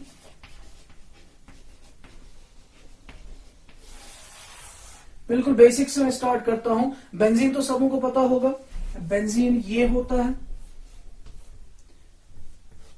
ठीक, benzene इस structure को हम कहते हैं. ठीक है. अब चूंकि बेंजीन की अगर हम बात करें, इसमें कितने कार्बन एटम्स हैं? 6 कार्बन एटम्स हैं. 1, 2, 3, 4, 5 एंड 6. ठीक, तो इस बेंजीन के ऊपर आप ऑर्गेनिक केमिस्ट्री में पढ़ेंगे सब्स्टिट्यूशन रिएक्शंस होती है, इलेक्ट्रोफिलिक सब्स्टिट्यूशन रिएक्शंस. ठीक है ना. नाउ जब इस बेंजीन के ऊपर सब्स्टिट्यूशन होगी, ठीक, तो जो इनकमिंग एटम होगा, जो इन पे लगे हुए हाइट, अगर आप देखें इसमें ये कार्बन है और हर एक कार्बन के साथ क्या होता है? हाइड्रोजन. ठीक है, C6H6. ठीक, नाउ इसकी खासियत है कि ये it undergoes electrophilic substitution reaction. Substitution reactions करता है, मतलब जब भी हम इसकी रिएक्शन करते हैं तो वहां पे क्या होता है? Hydrogen is being replaced by some substituent. ठीक है. अब अगर मैं पहला सब्स्टिट्यूएंट इसके ऊपर डालने की कोशिश करूं तो उसके लिए हर एक पोजीशन, हर एक कार्बन एटम एक जैसा है, वो किसी भी कार्बन एटम में से हाइड्रोजन को रिप्लेस करके आ सकता है. ठीक है ना. मिसाल के तौर पर अगर मैंने पहली सब्स्टिट्यूशन की, ठीक, तो पहला सब्स्टिट्यूशन फॉर एग्जांपल एक्स से मैंने सब्स्टिट्यूशन की, ये हमारा सब्स्टिट्यूएंट है. दिस इज माई सब्सटीट्यूएंट, ठीक। तो ये सब्सटीट्यूएंट यहां पे भी आ सकता है, इधर भी आ सकता है, इधर भी, इधर भी, इधर भी और इधर भी आ सकता है, ठीक है ना। सो ये पहला सब्सटीट्यूएंट है, ठीक है। लेकिन अब अगर मैं इसी सब्सटीट्यूटेड बेंजीन के ऊपर एक और सब्सटीट्यूशन करूं, अगर मैं इस सब्सटीट्यूटेड बेंजीन के ऊपर एक और सब्सटीट्यूशन करूं ना, जो इनकमिंग इलेक्ट्रोफाइल या इनकमिंग सब्सटीट्यूएंट आएगा वो या तो इस कार्बन पे लग सकता है, या इस कार्बन पे, या इस कार्बन पे, या इस कार्बन पे, या इस कार्बन पे, ठीक है। अब हमें यहां पे याद रखना है कि ऑलरेडी एग्जिस्टिंग जो सब्सटीट्यूएंट है वो इस कार्बन पे है, ठीक। और जिस कार्बन के ऊपर पहला सब्सटीट्यूएंट एक सब्सटीट्यूएंट है, ठीक, उस कार्बन के साथ वाले कार्बन एटम्स, मतलब ये कार्बन एटम और ये वाला कार्बन एटम, ठीक। मैं यहां पे अलग से दिखा रहा हूं। से this is our benzene molecule, ठीक। इस बेंजीन में एक सब्सटीट्यूएंट यहां पे है, ठीक है। अब इस सब्सटीट्यूएंट इस कार्बन वाले इस कार्बन एटम पे जिसके ऊपर सब्सटीट्यूएंट लगा है, ठीक, उस कार्बन एटम के साथ जो कार्बन एटम्स लगे हैं, ये वाला कार्बन और ये वाला कार्बन, ठीक, इन पोजीशंस को, इस पोजीशन को और इस पोजीशन को, ठीक, इन पोजीशंस को हम नाम देते हैं ऑर्थो पोजीशंस। ऑर्थो पोजीशंस, ठीक। ऑर्थो पोजीशन क्या होती है? बेंजीन रिंग के ऊपर जो सब्सटीट्यूएंट लगा होता है, जिस कार्बन पे वो होता है, उस कार्बन के साथ वाले कार्बन एटम्स, उन पोजीशंस को हम ऑर्थो पोजीशंस नाम देते हैं, ठीक। और इसी तरीके से जो ऑर्थो पोजीशन के साथ लगे होते हैं कार्बन, मतलब ये ऑर्थो पोजीशन है, इसके साथ ये वाला कार्बन, ये ऑर्थो पोजीशन है, इसके साथ ये वाला कार्बन, यहां पे मैं दिखा रहा हूं अलग से। This is our x, this is ortho and this is ortho. ये ऑर्थो पोजीशन है, ये भी ऑर्थो पोजीशन है, ठीक। अब ऑर्थो पोजीशन के साथ वाला position this one and this one, ठीक है। तो मैं इनको अब नेग्लेक्ट कर रहा हूं ताकि हमें समझ में आ जाए, ठीक। ये पोजीशन और ये पोजीशन, इस पोजीशन को हम नाम देते हैं मेटा पोजीशन। मेटा पोजीशन, ठीक है। और मेटा पोजीशन के साथ जो पोजीशन होती है उसको हम नाम देते हैं ये वाली पोजीशन। इस पोजीशन को हम नाम देते हैं पैरा पोजीशन। Para position. सो बेंजीन रिंग के ऊपर, सब्सटीट्यूटेड बेंजीन रिंग के ऊपर तीन तरह के अरेंजमेंट्स, तीन तरह की पोजीशंस अवेलेबल होती है, ठीक। क्या क्या? Number one, ortho position, Meta position and para position. Ortho position किसको कहते हैं? जिस कार्बन पे सब्सटीट्यूएंट लगा है उसके साथ वाले कार्बन, तो दो ऑर्थो पोजीशंस होंगी। ऑर्थो पोजीशंस के साथ वाले कार्बन एटम्स उनको मेटा पोजीशंस कहते हैं, और मेटा पोजीशन के साथ वाला कार्बन उसको पैरा पोजीशन कहते हैं, ठीक है। तो अगर मैं ओवरऑल में बेंजीन बनाऊं, सब्सटीट्यूटेड बेंजीन,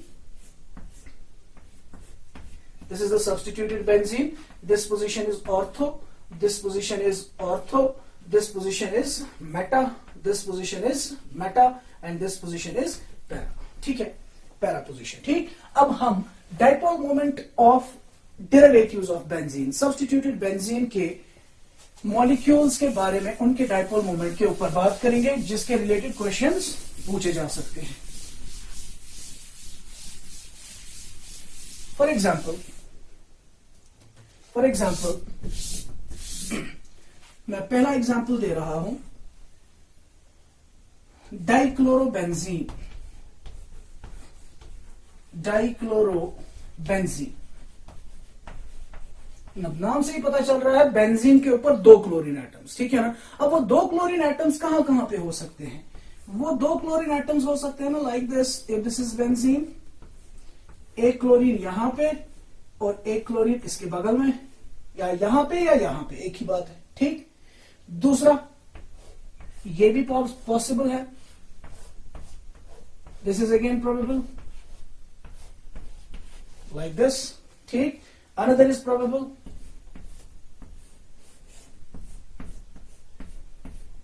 इधर और इधर, ठीक है। Now you will call this as orthodichlorobenzene, this as metadichlorobenzene, this as paradichlorobenzene, ठीक है ना। Now I'll call this as orthodichlorobenzene,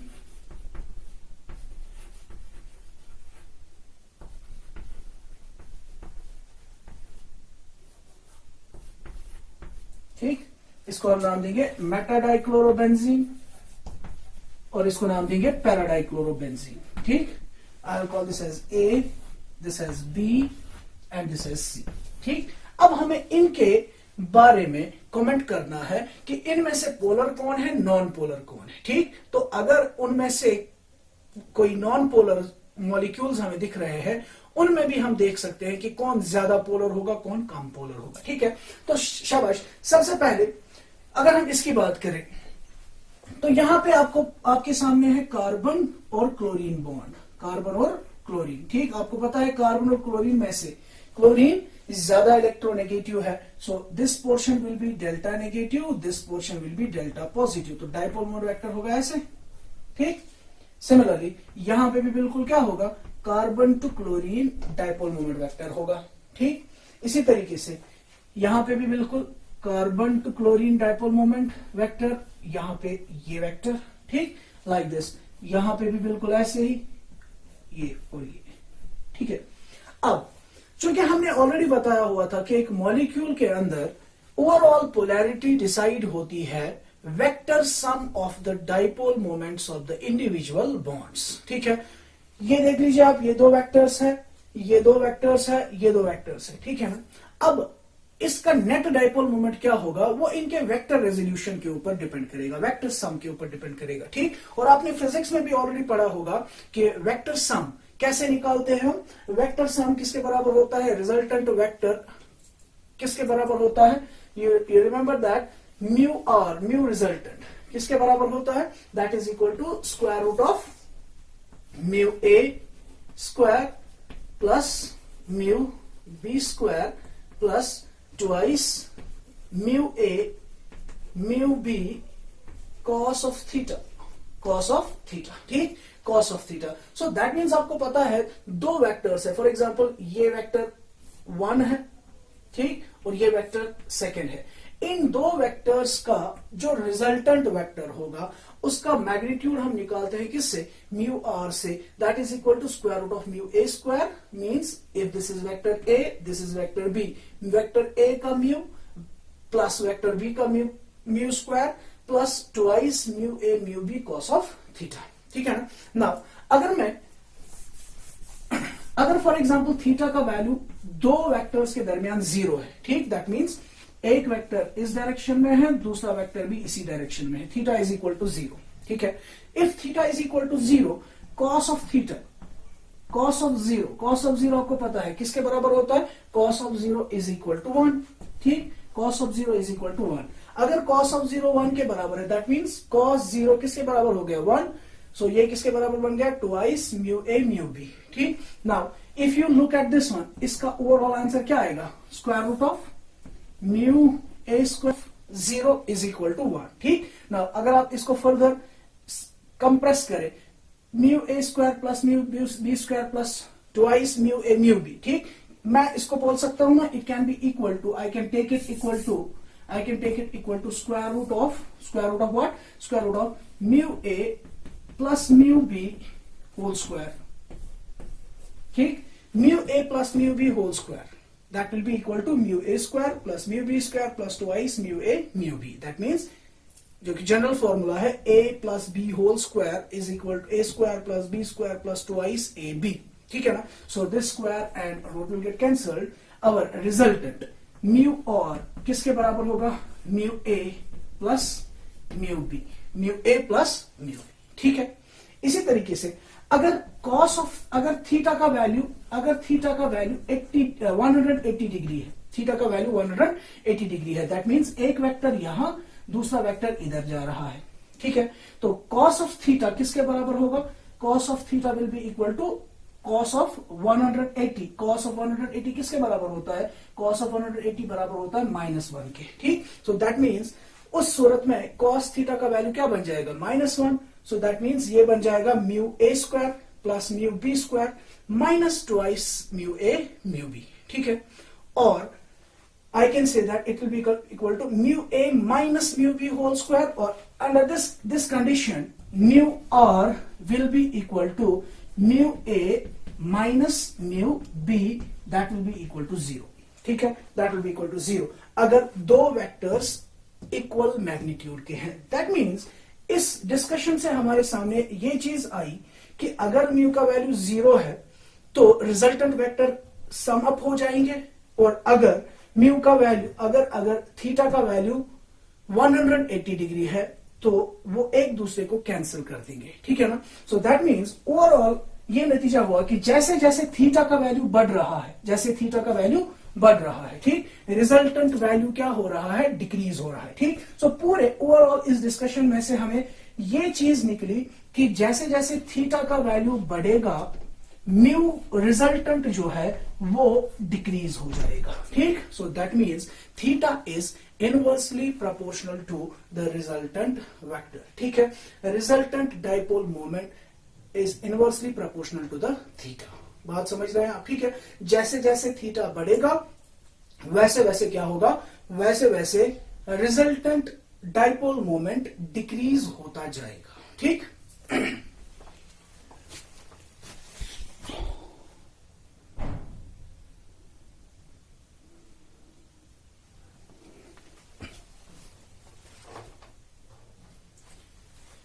so conclusion ये निकला कि थीटा का वैल्यू जितना बढ़ेगा, दो वेक्टर्स के दरमियान जितना एंगल बढ़ेगा उतना उतना क्या होगा, उतना रिजल्टेंट डाइपोल मोमेंट कम हो जाएगा, ठीक है। अगर थीटा का वैल्यू 0 डिग्री है तो रिजल्टेंट डाइपोल मोमेंट मैक्सिमम होगा, और अगर थीटा का वैल्यू 180 डिग्री है रिजल्टेंट डाइपोल मोमेंट 0 हो जाएगा, अगर दोनों डाइपोल वेक्टर्स जो है वो इक्वल मैग्नीट्यूड के हैं, ठीक है ना। अगर हम इन तीन मॉलिक्यूल्स की तरफ देखें, ठीक है, तो हम देख सकते हैं कि अगर आप इस डाइपोल मोमेंट की डायरेक्शन देखें नीचे, इस डाइपोल मोमेंट की डायरेक्शन देखिए ऊपर, तो यहां पे थीटा जो है वो इस तरीके से है, एक रिजल्टेंट वेक्टर ऊपर, सॉरी एक वेक्टर ऊपर, दूसरा वेक्टर नीचे जा रहा है, ठीक। अगर आप इसकी तरफ देखें, इसमें एक वेक्टर इधर है, तो मैं अगर इस वेक्टर को ऐसे दिखाऊं, ठीक, दूसरा वेक्टर किधर जा रहा है, इस डायरेक्शन में, लाइक दिस, ठीक। तो आपको पता है कि अगर हमें रेजोल्यूशन ऑफ वेक्टर्स निकालना है we have to join them tail to tail, ठीक है। इनको हमें टेल टू टेल ज्वाइन करना होगा, ये इस डायरेक्शन में और ये इस डायरेक्शन में, और जरा देखिए किस एंगल पे, ये इधर है तो ये इधर है, सो दैट मीन्स लाइक दिस, इस एंगल पे, यही है ना ऑलमोस्ट एंगल, ठीक। अगर आप इनकी बात करें, एक ऊपर, ठीक, ये कैसे है, ये इस तरीके से जा रहा है, ऐसे जा रहा है ऊपर इस डायरेक्शन में, ठीक। So it is like this. Now अब आप खुद ही देख सकते हैं कि किसके दरमियान एंगल ज्यादा है, किन के दरमियान एंगल कम है, ठीक। अगर मैं इस एंगल की बात करूं, इस एंगल की बात करूं और इस एंगल की बात करूं, ठीक। सो ए से बी, बी से सी की तरफ जब मैं जाता हूं, what happens to the angle? What happens to the angle? Angle increases. If the angle increases between the vectors, what will happen to the mu? What will happen to the mu? शाबाश, I'll say A का mu जो होगा वो ज्यादा होगा किससे, B से, B का mu ज्यादा होगा C से, फाइन, ठीक है। But at the same time ये जो C मॉलिक्यूल है पैराडाइक्लोरोबेंजीन, इस पैराडाइक्लोरोबेंजीन का म्यू जो होगा that will be equal to 0, because यहां पे एंगल कितना है 180 डिग्री, ये एक दूसरे को क्या कर देंगे, कैंसिल कर देंगे। इन दोनों का नेट डाइपोल मोमेंट जो होगा वो कुछ ना कुछ होगा, ठीक है। सो नेक्स्ट हमारा केस होगा डाइमीथाइल बेंजीन, डाइमीथाइल बेंजीन। सो नाम से ही पता चलता है डाइमीथाइल बेंजीन मतलब दो मिथाइल ग्रुप्स लगे होंगे बेंजीन के ऊपर, ठीक है। सो यहां पे भी कितनी प्रोबेबिलिटीज होंगी, 3 प्रोबेबिलिटीज होंगी। या तो हमारे पास होगा ये एक मिथाइल इधर, दूसरा मिथाइल इधर, इसको क्या नाम देंगे, ऑर्थोमिथाइल बेंजीन, ऑर्थो डाइमीथाइल बेंजीन, ठीक। या फिर ऐसे हो सकता है एक मिथाइल इधर, दूसरा मिथाइल इधर होगा, ठीक, इसको बोलेंगे मेटाडाइमिथाइल बेंजीन। या फिर ऐसे होगा,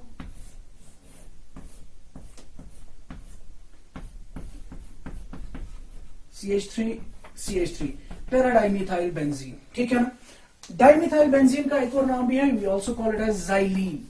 इसका एक और नाम भी है xylene. So you can call this as orthoxylene, this as metaxylene and this as paraxylene. ठीक, कई बार आपको स्ट्रक्चर नहीं दिया गया होगा, आपको सिंपली बोला गया होगा ऑर्थो, मेटा और पैराजाइलिन में से इनका डायपोल मोमेंट का ऑर्डर बताइए क्या होगा. ठीक है ना. अब यहां पे ध्यान दीजिएगा, एक इंपॉर्टेंट चीज हम बोलने वाले हैं वो ये कि ऑर्गेनिक केमिस्ट्री में आप पढ़ेंगे इंडक्टिव इफेक्ट. ठीक है, वो क्या होता है वो आप उधर ही देख लेंगे अच्छे से. यहां पे आप सिर्फ एक चीज याद रखेंगे वो ये कि जो अल्काइल ग्रुप्स होते हैं, मिथाइल है, इथाइल है, प्रोपाइल है, ठीक है ना, जितने भी अल्काइल ग्रुप्स होते हैं वो क्या करते हैं, वो अपने साथ वाले कार्बन की तरफ इलेक्ट्रॉन डेंसिटी डोनेट करते हैं. ठीक है ना. और जो ग्रुप अपने इलेक्ट्रॉन्स अब आगे पुश करेगा नेक्स्ट वाले कार्बन एटम की तरफ, उन ग्रुप्स को हम बोलते हैं प्लस आई ग्रुप्स. ठीक है ना. अब ये सिंपली आप याद रखेंगे कि अल्काइल ग्रुप्स क्या करते हैं, वो अपने बॉन्ड की इलेक्ट्रॉन डेंसिटी आगे की तरफ पुश करते हैं. ठीक है. सो अगर मैं इस CH3 की बात करूं, ये CH3 बॉन्ड बना रहा है ना इस कार्बन के साथ. ठीक है. तो ये क्या करेगा, ये इलेक्ट्रॉन्स इस कार्बन की तरफ पुश करेगा, ये इलेक्ट्रॉन्स इस कार्बन की तरफ पुश करेगा. ठीक. तो जब इसने इलेक्ट्रॉन्स इस कार्बन की तरफ पुश किए, what will happen to this carbon, it will become electron rich, and what will happen to this carbon, it will become electron deficient. That means this portion will act as delta negative, this will act as delta positive. Same will be here, delta positive and delta negative. So what will be the dipole moment vector? Dipole moment vector will be like this. Dipole moment vector will be like this. ठीक. इसी तरीके से यहां पे भी बिल्कुल ऐसा ही होगा. CH3 to carbon, CH3 to carbon, CH3 to carbon, CH3 to carbon, CH3 to carbon. ठीक है. अब आपको अगर देखना है कि इनका अरेंजमेंट क्या होगा डायपोल मोमेंट वेक्टर्स का या रिजल्टेंट वेक्टर्स का अरेंजमेंट क्या होगा. ठीक. तो आप खुद कर सकते हैं. देखिए यहां पे ये वाला वेक्टर किधर जा रहा है, नीचे ऐसे, दिस वन, और ये कहां जा रहा है, ऐसे ऐसे. ठीक. सो दैट मीन्स ऐसे, इस तरह से डायगोनली लाइक दिस ऐसे जा रहा है. फाइन. अगर मैं इसकी बात करूं, ये वाला किधर जा रहा है, नीचे जा रहा है, और ये वाला वेक्टर किधर जा रहा है, ऊपर. जरा देख लीजिए, इस पोजीशन में जा रहा है ऐसे. ठीक है ना. So that means it will be like this. ठीक है. और यहां पे देख लीजिए, एक नीचे एक ऊपर. So it will be like this, एक नीचे और एक ऊपर. यहां पे एंगल 180. ठीक. यहां पे एंगल और यहां पे एंगल. ठीक है. जरा देख लीजिए आप, इसका एंगल कम है, इसका एंगल ज्यादा है, इसका एंगल 180 है. तो पहली बात ये कि पैराजाइलिन जो होगा इसका म्यू 0 के बराबर होगा. ये नॉन पोलर मॉलिक्यूल होगा और ये दो जो है ये पोलर होंगे. क्यों पोलर होंगे? क्योंकि इनके डायपोल मोमेंट वेक्टर्स एक दूसरे को कैंसिल नहीं कर रहे हैं. There will be some value of the dipole moment, resultant dipole moment. ठीक है. अब अगर मैं इसको A कहूं, इसको B कहूं और इसको C कहूं, what will be the order of the dipole moments? शाबाश. A का डायपोल मोमेंट ज्यादा होगा B से, B का ज्यादा होगा C से. और अगर C की बात करें तो C का डायपोल मोमेंट जो होगा that will be equal to 0. That means the molecule will be non polar. ठीक. इसी तरीके से we can have another example.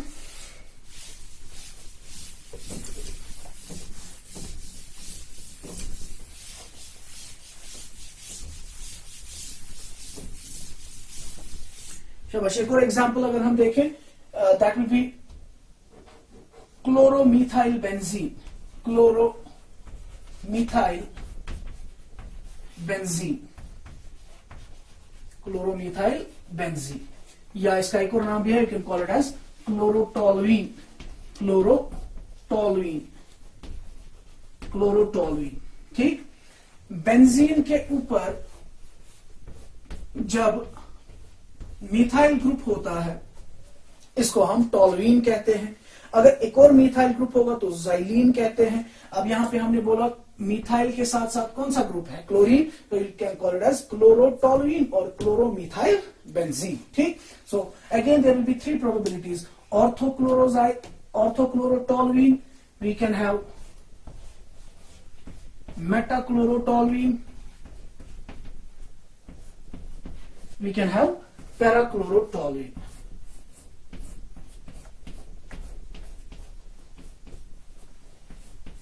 Now हमें इनके बारे में कमेंट करना है, ठीक। So what we will do, CH3 to carbon, हमें बताया कि CH3 it will be electron deficient, so the dipole moment vector will be like this. यहाँ पे कार्बन और क्लोरीन में से क्लोरीन ज्यादा electronegative, dipole moment vector will be here. So again like this, like this.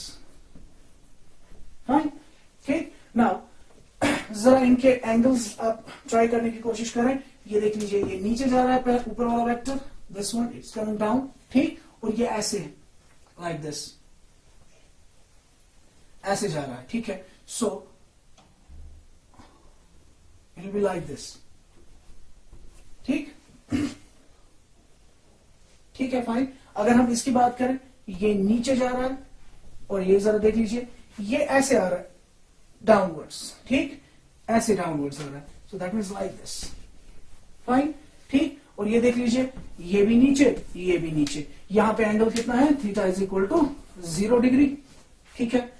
इसका theta अगर हम बताएं, लेट्स से इसका थीटा जो होगा दैट विल बी से 30 डिग्री, और इसका थीटा जो होगा that will be more than 90 degree, let's say 100 degree for example, ठीक है ना। या मुझे थीटास को दिखाने की जरूरत नहीं है, मुझे इनको देख के ही पता चल रहा है कि एंगल किसका कम है, किसका ज्यादा है। तो इसका एंगल सबसे कम है, इसका एंगल उससे ज्यादा है, इसका एंगल उससे ज्यादा है, ठीक। So what will be the arrangement of their, what will be the order of their dipole moments, it will be A, B and C. So it will be C ज्यादा B से, B का ज्यादा A से। क्या ये वाला molecule polar होगा कि नॉन पोलर होगा? ये भी पोलर होगा, ये भी पोलर होगा, ये भी पोलर होगा, फाइन, ठीक है। नेक्स्ट हमारा होगा केस जिसको हम बोलेंगे डबल डाइपोल मोमेंट। बहुत ही इंपॉर्टेंट केस है डबल डाइपोल मोमेंट। क्या मतलब डबल डाइपोल मोमेंट का? We'll take two cases to make it explain. Say we have this species. What is this? This is benzene. Benzene के ऊपर CN cyanide group और इधर भी cyanide group लगा हुआ है, ठीक है। Similarly, we have another one. ये फिर से xylene, यहां पे OH group, यहां पे OH group, ठीक, क्लियर। नाउ अगर हम इन मॉलिक्यूल्स की तरफ देखें, इनमें दो तरह के बॉन्ड्स हमें देखने को मिलेंगे, ठीक है ना। फॉर एग्जांपल अगर मैं इसको ओपन करके लिखूं, इस स्पीशीज को ओपन करके लिखूं, CN ऐसे होगा, C ट्रिपल बॉन्ड N, ठीक है, C triple bond N like this, fine, C triple bond N, clear है यहां तक, ठीक है ना। देखिए अब मैंने इस CN को ऊपर ही क्यों दिखाया, मैंने इस CN को ऐसे क्यों नहीं दिखाया, ऐसे एट दिस एंगल क्यों नहीं दिखाया? क्योंकि अगर आप इस कार्बन को गौर से देखें तो आपको समझ में खुद ही आ जाएगा कि इस कार्बन का स्टीरिक नंबर कितना है। इस कार्बन का स्टीरिक नंबर कितना है? एक बॉन्ड यहां से और एक बॉन्ड यहां से बनाया है। पाई बॉन्ड का स्टीरिक नंबर हम एक ही मानते हैं, ये ट्रिपल बॉन्ड नहीं, ये एक ही बॉन्ड कंसिडर किया जाएगा। स्टीरिक नंबर 2, और अगर स्टीरिक नंबर 2 होता है तो इस कार्बन की हाइब्रिडाइजेशन क्या होगी? इस कार्बन की हाइब्रिडाइजेशन होगी sp हाइब्रिडाइजेशन, और जब sp हाइब्रिडाइजेशन होती है तो अरेंजमेंट क्या होता है? लीनियर। दैट मींस एक बॉन्ड इधर अगर होगा तो दूसरा बॉन्ड उसके अपोजिट होगा, ठीक है ना। एक बॉन्ड इधर है तो दूसरा बॉन्ड यहां नहीं हो सकता, समझ रहे हैं आप? ठीक, सिमिलरली इसके साथ भी ऐसा ही हो रहा है, ठीक है ना। अब देख लीजिए यहां पे कि ये कार्बन एटम जो है, दिस कार्बन एटम, इसकी हाइब्रिडाइजेशन क्या है? sp, और इसकी हाइब्रिडाइजेशन क्या है? sp, ठीक। तो अगर आप देखें यहां पे कार्बन और नाइट्रोजन में से, nitrogen is more electronegative, carbon is less electronegative. That means इसका डायपोल मोमेंट इधर होगा और इस बॉन्ड का डायपोल मोमेंट ऐसे होगा नीचे, लाइक दिस, ठीक है। तो ये क्या करेंगे? एक दूसरे को कैंसिल करेंगे। इसका म्यू जो होगा दैट विल बी 0, इसका म्यू 0 होगा, ठीक। तो चलिए कुछ और एग्जांपल्स की तरफ हम बढ़ते हैं। सिस ट्रांस आइसोमर्स के डायपोल मोमेंट के बारे में हम बात करेंगे, ठीक है। सिस ट्रांस आइसोमर्स किनको कहते हैं? हम सिंपली हम याद रखेंगे कि जब भी ऑर्गेनिक कंपाउंड्स ऐसे होंगे जिनमें कार्बन और कार्बन के दरमियान डबल बॉन्ड लगा है, ठीक है, तो उनके अंदर सिस ट्रांस आइसोमेरिज्म पॉसिबल होता है, ठीक है। फॉर एग्जाम्पल अगर मैं दिखाऊं कि कार्बन कार्बन ने डबल बॉन्ड बनाया है, अब जाहिर सी बात है इस कार्बन को भी दो बॉन्ड्स बनाने हैं, इस कार्बन को भी दो बॉन्ड्स बनाने हैं, ठीक है। अगर इसके ऊपर ग्रुप लगा है ए और बी, ठीक, इसके ऊपर भी ग्रुप लगा है ए और बी, ठीक है। अब इन दो कार्बन कार्बन डबल बॉन्ड जिन्होंने बनाया है, इनके ऊपर दो सिमिलर एटम्स हैं, ए और ए, बी और बी, या फिर अगर ऐसी सिचुएशन हो carbon carbon double bond A B, ठीक। कार्बन कार्बन ने डबल बॉन्ड बनाया है, इस पे एटम ए है और एटम बी है, इस पे एटम ए है और एटम डी है, मतलब दो सिमिलर एटम्स है, दो adjacent carbon carbon double bonded atoms के ऊपर। यहां पे भी दो सिमिलर है और यहां पे इनके अलावा ये दो एटम्स भी सिमिलर है। या तो ऐसी सिचुएशन हो या फिर ऐसी सिचुएशन हो। इन दोनों सूरतों में इस मॉलिक्यूल के पास भी दो तरह के पॉसिबल अरेंजमेंट्स होते हैं, इस मॉलिक्यूल के पास भी दो तरह के पॉसिबल अरेंजमेंट्स होते हैं, ठीक। क्या मतलब? अगर मैंने ये कंपाउंड ऐसे दिखाया, एक और तरीका है ना, मैं इस कंपाउंड को ऐसे भी दिखा सकता हूं, कार्बन कार्बन डबल बॉन्ड, इस पे इस वाले कार्बन पे कौन सा एटम है? ए और बी, ठीक। इस वाले भी कार्बन के ऊपर भी कौन सा एटम्स है? ए और बी। अब मैं बी यहां पे रख रहा हूं, ए यहां पे रख रहा हूं। देखिए मैं इनका मॉलिक्यूलर फॉर्मूला चेंज नहीं कर रहा हूं, इसका मॉलिक्यूलर फॉर्मूला अभी भी यही है, C2A2B2, इस वक्त भी C2A2B2, ठीक है। और इनके जो लिंकेजेस है, उन लिंकेजेस को भी मैं चेंज नहीं कर रहा हूं, मतलब इस कार्बन ने ए और बी के साथ बॉन्ड बनाया है, इसने भी ए और बी के साथ बॉन्ड बनाया है, यहां पे भी इस कार्बन ने ए और बी के साथ बॉन्ड बनाया है, इस कार्बन ने भी ए और बी के साथ बॉन्ड बनाया है। लेकिन इन दोनों में अब डिफरेंस किस चीज की है? अब आप खुद देख सकते हैं, इन दोनों में इस वाले केस में ये जो सिमिलर एटम्स है, ठीक, ए और ए या बी और B, these two similar atoms are lying on the same side of the carbon carbon double bond। ये कार्बन कार्बन डबल बॉन्ड इसके इस साइड में, इस पे भी ए है, इस पे भी ए है, इस पे भी बी है, इस पे भी बी है, ठीक है। लेकिन इस वाले केस में आप देख लीजिए, ए इधर, दूसरा ए इधर, बी इधर, दूसरा बी इधर, ठीक है ना। दैट मीन्स यहां कार्बन कार्बन डबल बॉन्ड के इस साइड पे ए है और उसके अपोजिट में, इस ए के अपोजिट में ए है, बी के अपोजिट में बी है, ठीक है ना। तो जब भी कार्बन कार्बन डबल बॉन्ड होगा और उसमें अगर सिमिलर एटम्स एक ही साइड पे होंगे, उस तरह के आइसोमर को हम, उस तरह के कंपाउंड को, उस तरह के अरेंजमेंट को हम नाम देते हैं सिस अरेंजमेंट, ठीक है।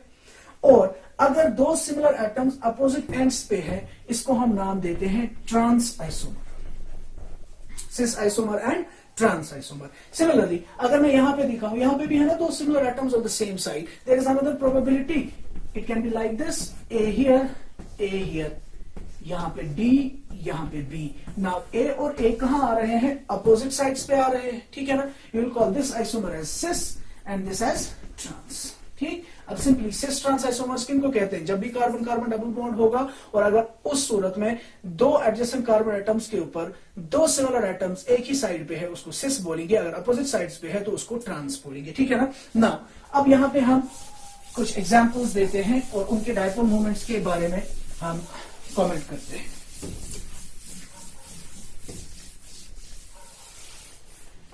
मिसाल के तौर पर, if I right this compound C double bond C HCl,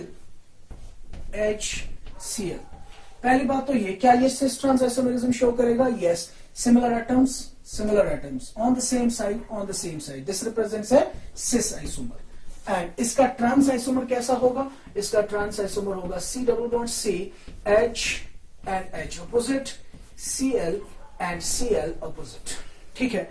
अब हमें इनके बारे में बात करनी है, इनके डायपोल मोमेंट्स के रिलेटेड बात करनी है, ठीक। तो जाहिर सी बात है, कार्बन हाइड्रोजन बॉन्ड हमने बताया हुआ है कि कार्बन और हाइड्रोजन के दरमियान उतनी इलेक्ट्रोनेगेटिविटी डिफरेंस नहीं होती है, ये बॉन्ड प्रैक्टिकली नॉन पोलर होता है, this is again a non polar bond, ठीक।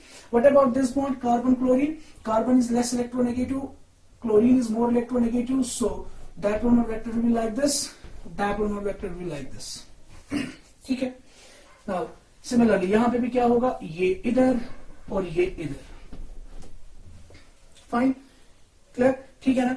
नाउ अगर आप देखें यहां पे ये और ये, they are making some angle but not 180 degree, so that means इनका म्यू नेट जीरो नहीं होगा, वो एक दूसरे को 100% कैंसिल नहीं करेंगे। So that means this molecule cis isomer is going to be polar. What about the trans one? Trans के बारे में अगर आप देखें तो ये इधर जा रहा है, ये इसके अपोजिट जा रहा है। ट्रांस आइसोमर के लिए म्यू का वैल्यू जीरो होगा। This will B A non polar molecule, non polar molecule.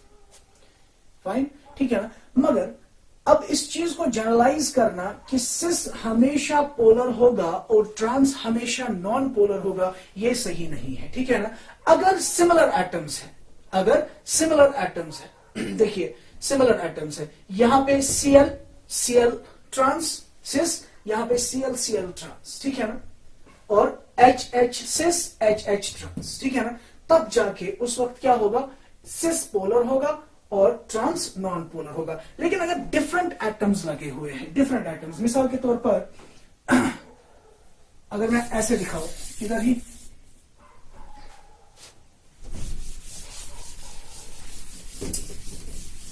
अगर डिफरेंट एटम्स लगे हैं जो हमने सिस ट्रांस आइसोमेरिज्म के लिए दूसरी कंडीशन लगाई है, मतलब like this, if you have a compound like this HCl, fine, ठीक है, HCH3, यहां पे ये और ये बॉन्ड क्या है, नॉन पोलर बॉन्ड्स है। अब ये और ये बॉन्ड पोलर हो जाएगा, लेकिन चूंकि दो पोलर बॉन्ड्स क्या है, डिफरेंट है, उस वक्त स्टोरी कुछ डिफरेंट होगी, ठीक। तो इसका हाइड्रोजन्स की वजह से ये क्या बनेगा, सिस, और इसका ट्रांस कैसा होगा, C double bond C H H CH3 and Cl, ठीक है, लाइक दिस। अब अगर हम उनके डायपोल मोमेंट्स के बारे में बात करें, ठीक है, जरा बता दीजिए अब आप, कार्बन क्लोरीन में डायपोल मोमेंट वेक्टर ऐसे होगा, यहां पे CH3 और C, अभी हमने बताया C will be electron deficient, ये इलेक्ट्रॉन्स कार्बन की तरफ भेजेगा, ठीक है ना, यहां पे भी ऐसा ही होगा। Now here you can find out, ये इधर जा रहा है, ये इधर जा रहा है, दैट मीन्स एक इधर और एक इधर, they are making some angle. What about this, एक इधर जा रहा है, दूसरा भी उधर ही जा रहा है, ठीक, इनके दरमियान 0 डिग्री, इनके दरमियान कुछ एंगल है, ठीक है ना। तो ये भी पोलर होगा, ये भी पोलर होगा, इसका भी म्यू नॉन जीरो होगा, इसका भी म्यू नॉन जीरो होगा, फाइन, ठीक है। अब अगर मैं कहूं सिस और ट्रांस में से ज्यादा पोलर कौन होगा, ऑब्वियसली ट्रांस में बॉन्ड एंगल कम है, सिस में ज्यादा है, तो यहां पे ट्रांस का डायपोल मोमेंट ज्यादा होगा सिस से। इससे पहले वाले केस में क्या था, सिस का डायपोल मोमेंट ज्यादा होता था ट्रांस से, और ट्रांस जो होता था उसका डायपोल मोमेंट 0 होता है, ठीक है, fine. Now let's discuss the dipole moments of some other molecules, important molecules.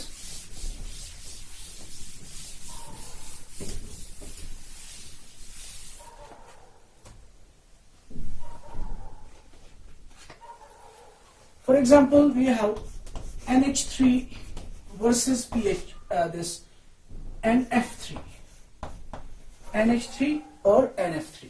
Now NH3 का आपको पता है, नाइट्रोजन के पास 5 इलेक्ट्रॉन्स है, तीन हाइड्रोजन्स के साथ 3 बॉन्ड्स बनाएगा, ठीक, और एक लोन पेयर होगा। NF3 के साथ भी बिल्कुल यही मामला होगा, तीन फ्लोरीन्स के साथ बॉन्ड्स बनेंगे और एक लोन पेयर होगा, ठीक है। अब अगर हम देखें इनके डायपोल मोमेंट्स के कंपैरिजंस को, हम देखें इनके डायपोल मोमेंट्स को हम कंपेयर करें, सो what will be the dipole moments, ठीक। देखिए लोन पेयर का डायपोल मोमेंट ऐसे होगा, NH में से N इलेक्ट्रो नेगेटिव है, H इलेक्ट्रॉन डेफिशिएंट हो जाएगा, it will B delta positive, this will B delta negative, so dipole moment vectors ऐसे होंगे लाइक दिस, ठीक। और यहां पे N और F, नाइट्रोजन और फ्लोरीन, नाइट्रोजन और फ्लोरीन में से फ्लोरीन ज्यादा इलेक्ट्रोनेगेटिव है तो डायपोल मोमेंट वेक्टर ऐसे होंगे, और लोन पेयर का डायपोल मोमेंट वेक्टर ऐसे होगा। ठीक है, अब आप क्लियरली देख सकते हैं इनके डायपोल मोमेंट वेक्टर सभी क्या है, एक ही डायरेक्शन में, और इनके 3 नीचे जा रहे हैं और एक ऊपर जा रहा है, तो जाहिर सी बात है यहाँ पे कैंसिलेशन होगी, इसका म्यू कम होगा, इसका म्यू ज्यादा होगा। दैट मीन्स NH3 का म्यू ज्यादा होगा as compare to NF3। What is the reason? The reason is that in case of NH3 the dipole moments of all the 3 NH bonds are augmenting the dipole moment vector of lone pair, and in case of NF3 the dipole moment vectors of NF bonds, they are in the opposite direction as compared to that of the direction of the dipole moment vector of lone pair of electrons. Fine, ठीक है। इसी तरीके से एक last example हम करते हैं, that is PCl5 PCl3F2 and PCl2F3। पहले इनका आप स्ट्रक्चर बनाने की कोशिश करेंगे, then you can comment on their dipole moments.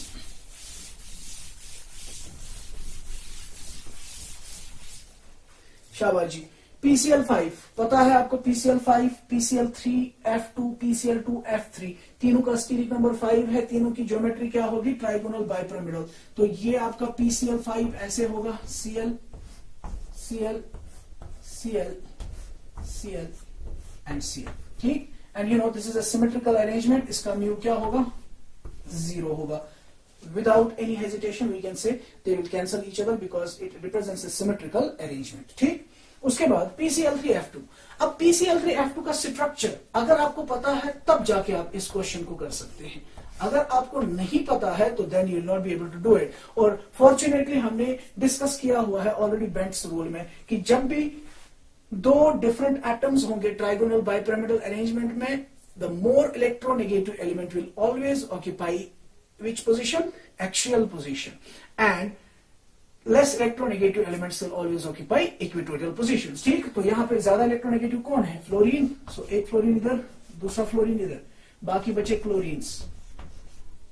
Now what will be the fate, जरा देख लीजिए, ये हो गया इसका डायपोल मोमेंट वेक्टर, ये इसका और ये इसका। तो चूंकि ये 3 कहां पे लाइक कर रहे हैं, ऑन ट्राइगोनल प्लेनर अरेंजमेंट, तो ट्राइगोनल प्लेनर अरेंजमेंट में ये एक दूसरे को क्या करेंगे, कैंसल आउट कर लेंगे। ठीक है ना। अब इसके अपोजिट में ये है, इसका डायपोल मोमेंट वेक्टर नीचे, इसका डायपोल मोमेंट वेक्टर ऊपर, ये इसको कैंसिल कर देगा, इसका म्यू जो होगा that will again be 0, that will again be 0। ठीक, what about the last one, PCl2F3। अब इसमें 3 इलेक्ट्रोनेगेटिव एलिमेंट्स है, तो व्हाट विल हैपन, एक पहला ही फ्लोरीन एक्शियल पोजीशन ऑक्यूपाई करेगा, दूसरा दूसरे एक्शियल पोजीशन ऑक्यूपाई करेगा। अब तीसरे फ्लोरीन के पास कोई चारा ही नहीं बचता है, वो इक्वेटोरियल पोजीशंस को ऑक्यूपाई कर लेगा। ठीक है, इसका डायपोल मोमेंट इसके डायपोल मोमेंट को कैंसिल कर देगा, वो समझ आ रहा है।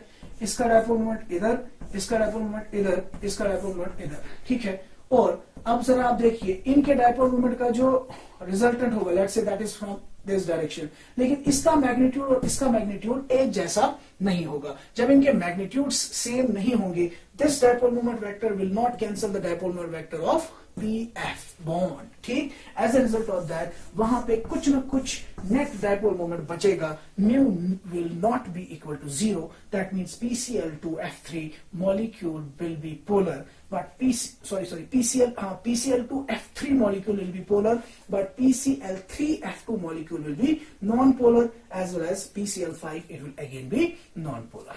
ठीक है, so we have discussed some important examples along with the applications in dipole moment। ठीक, so बाकी हम आने वाले वीडियोस में हम क्या करेंगे, विल बी कैरिंग आउट एक